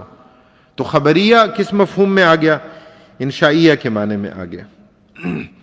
ہدی للمتقین، فرمایا کہ اس میں کیا ہے؟ میں نے ذکر کیا کہ ترجمے میں دونوں معانی کی رعایت کی جا سکتی ہے کہ ہدن مصدر ہے تو کیا ہے؟ ہدایت ہے. قرآن کریم میں ہدایت ہے کس کے لیے؟ متقین کے لیے. یا مصدر فاعل کے معنی میں آ گیا کہ ہدن کس معنی میں آ گیا؟ ہادی کے معنی میں، کہ قرآن کریم کیا ہے؟ ہادی ہے. قرآن کریم ہدایت دینے والی کتاب، قرآن کریم ہادی ہے. جیسے مضارع کا صیغہ ذکر کیا کہ یہدی للتی ہی اقوم، تو قرآن کریم ہدایت دینے والی کتاب، وہاں مضارع کا ذکر آیا، یہاں مصدر فاعل کے معنی میں آ گیا. تو ترجمے میں دونوں طرح کی رعایت آپ کر سکتے ہیں کہ قرآن کریم ہدایت ہے، ہدایت کا سامان ہے متقین کے لیے، یا قرآن کریم ہدایت دینے والی کتاب ہے. ہدن ہدایت، اور متقین تقوی سے اس میں فاعل ہے. مصدر اس کا تقوی ہے یا مصدر اس کا تقات ہے. دونوں مصادر ذکر کیے، قرآن کریم میں بھی تقات کا ذکر آیا ہے. تقوی کا جو مادہ ہے، اس کے جو مشتقات ہیں، کہ کہیں اس میں فاعل کے طور پر ذکر ہے، کہیں مصدر کے طور پر ذکر ہے، کہیں امر کے طور پر ذکر ہے. تو قرآن کریم میں 237 مقامات پر تقوی کے مشتقات، تقوی کا جو مادہ ہے اللہ تعالیٰ نے بیان کیا، اور صرف سورہ بقرہ میں 25 مقامات پر اللہ تعالیٰ نے بیان فرمایا ہے. اور تقوی جو ہے یہ 7 معانی میں استعمال ہوا ہے، 7 معانی اور مفاہیم اس کے ذکر کیے گئے. یہ توحید کے معنی میں ذکر کیا گیا کہ لفظ تقوی ہے لیکن مراد کیا ہے؟ مراد توحید ہے. سورہ فتح آیت نمبر 26. یہ توبہ کے معنی میں استعمال ہوا ہے، سورہ اعراف آیت نمبر 96. یہ اللہ تعالیٰ کے احکام کی اطاعت کے معنی میں استعمال ہوا ہے، سورہ نحل آیت نمبر 2. یہ ترک معصیت کے معنی میں استعمال ہوا ہے، سورہ مائدہ آیت نمبر 35۔ یہ اخلاص کے معنی میں استعمال ہوا ہے، سورہ حج آیت نمبر 32۔ جیسے اللہ تعالیٰ فرماتے ہیں لن ینال اللہ لحومها ولا دماؤها ولکن ینالہ التقوی منکم، فرمایا کہ اللہ تعالیٰ تک جانور کا گوشت نہیں پہنچتا، جانور کا خون نہیں پہنچتا۔ ظاہر ہے کہ جانور کا گوشت تو یہیں رہ جاتا ہے، آپ لوگ کھا جاتے ہو خود ہی، اس کا خون تو یہیں بہتا ہے، تو اللہ تعالیٰ تک کیا چیز پہنچتی ہے؟ التقوی۔ تو یہاں پر اخلاص کا ذکر ہے کہ اس جانور کے لینے میں، اس کو ذبح کرنے میں جو اخلاص پیش نظر ہے، بس اللہ رب العالمین تک تو تمہارا وہ اخلاص ہی پہنچتا ہے، اور یہ ایک مظہر ہے اس حقیقی اور کامل تقوی کا۔ اسی طرح چھٹا معنی اور مفہوم اس کا ذکر کیا گیا کہ اللہ تعالیٰ کا خوف اور اللہ تعالیٰ کے لیے خشیت، سورہ بقرہ میں آیت نمبر 48 میں ذکر کیا۔ اور اسی طرح پرہیزگاری، اوامر پر عمل کرنا اور نواہی سے اجتناب کرنا، سورہ بقرہ کی آیت نمبر 2، یہاں پر جو ذکر کیا تو یہاں پر اس سے مراد کیا ہے؟ پرہیزگاری ہے۔ یہاں پر اس سے مراد کیا ہے؟ اوامر کو ماننا، تسلیم کرنا اور نواہی سے اجتناب کرنا، یہ مقصود ہے۔ یہ جو 7 معانی اور مفاہیم ہیں، کبھی یہ اشکال نہیں ہونا چاہیے کہ کیا ان معانی اور مفاہیم میں آپس میں کوئی تضاد ہے؟ نہیں، یہ معانی اور مفاہیم تقوی کے وسیع مفہوم میں یہ سب شامل ہیں، لیکن کبھی کوئی ایک لفظ ذکر ہوتا ہے اور کسی ایک مقام پر اس کا ایک معنی زیادہ اجاگر ہوتا ہے۔ یہ تو کلام الناس میں، عام کلام میں بھی یہ چیز مستعمل ہوتی ہے کہ کبھی اس لفظ کے تمام معانی اور اس کے تمام مفاہیم وہ ایک جگہ پر مراد نہیں ہوتے، بلکہ اس کے کسی ایک معنی اور مفہوم کو اجاگر کر کے، اس کو نمایاں کر کے پیش کیا جاتا ہے، اور باقی معانی اور مفاہیم جو ہیں وہ کیا ہوتے ہیں؟ وہ پس منظر میں ہوتے ہیں۔ تو اس لیے لفظ تقوی جو ہے یہ اس کے معنی اور مفاہیم اللہ تعالیٰ نے قرآن کریم میں ذکر فرمائے، اور ظاہر ہے کہ جب ہم متقی ہونے کی بات کرتے ہیں، تقوی کی بات کرتے ہیں، تو تقوی کے لیے قرآن کا معیار بس یہی ہے۔ تقوی کے لیے قرآن کا معیار اور کچھ نہیں ہے۔ ہم نے اگر اپنی طرف سے کوئی معیارات بنا لیے نا کہ ہماری نظر میں تقوی کا معیار یہ ہے، تو وہ الگ ہے، وہ قرآنی معیار نہیں ہے۔ تو ھدی للمتقین، یہاں ایک سوال یہ آتا ہے، میں سوال کا ذکر کر دیتا ہوں، جواب ہم پھر ذکر کر دیں گے۔ ایک تو یہ کہ ھدی للناس تھا قرآن کریم، تو یہاں ھدی للمتقین تخصیص کیوں ہوئی؟ اور دوسرا سوال وہ یہاں پر یہ آتا ہے کہ ھدی للمتقین کے فرمایا کہ ہدایت ہے یا یہ قرآن ہادی ہے متقین کے لیے، تو جو متقین ہیں وہ تو پہلے سے متقین ہیں، تو انہیں اور ہدایت کی کیا ضرورت ہے؟ تو یہ تو تحصیل حاصل ہو گیا کہ جو چیز پہلے سے موجود ہے، آپ پھر کہتے ہیں کہ جی متقین کے لیے ہدایت ہے، تو متقین تو متقی تبھی بنے کہ جب وہ ہدایت پر کاربند ہو گئے۔ تو انشاءاللہ ہم کل درس کا آغاز کریں گے ھدی للمتقین سے، ان سوالات کے جوابات بھی اور مزید تفصیل بھی۔ اللہ تعالی ہمیں پڑھنے، سمجھنے اور عمل کرنے کی توفیق نصیب فرمائے۔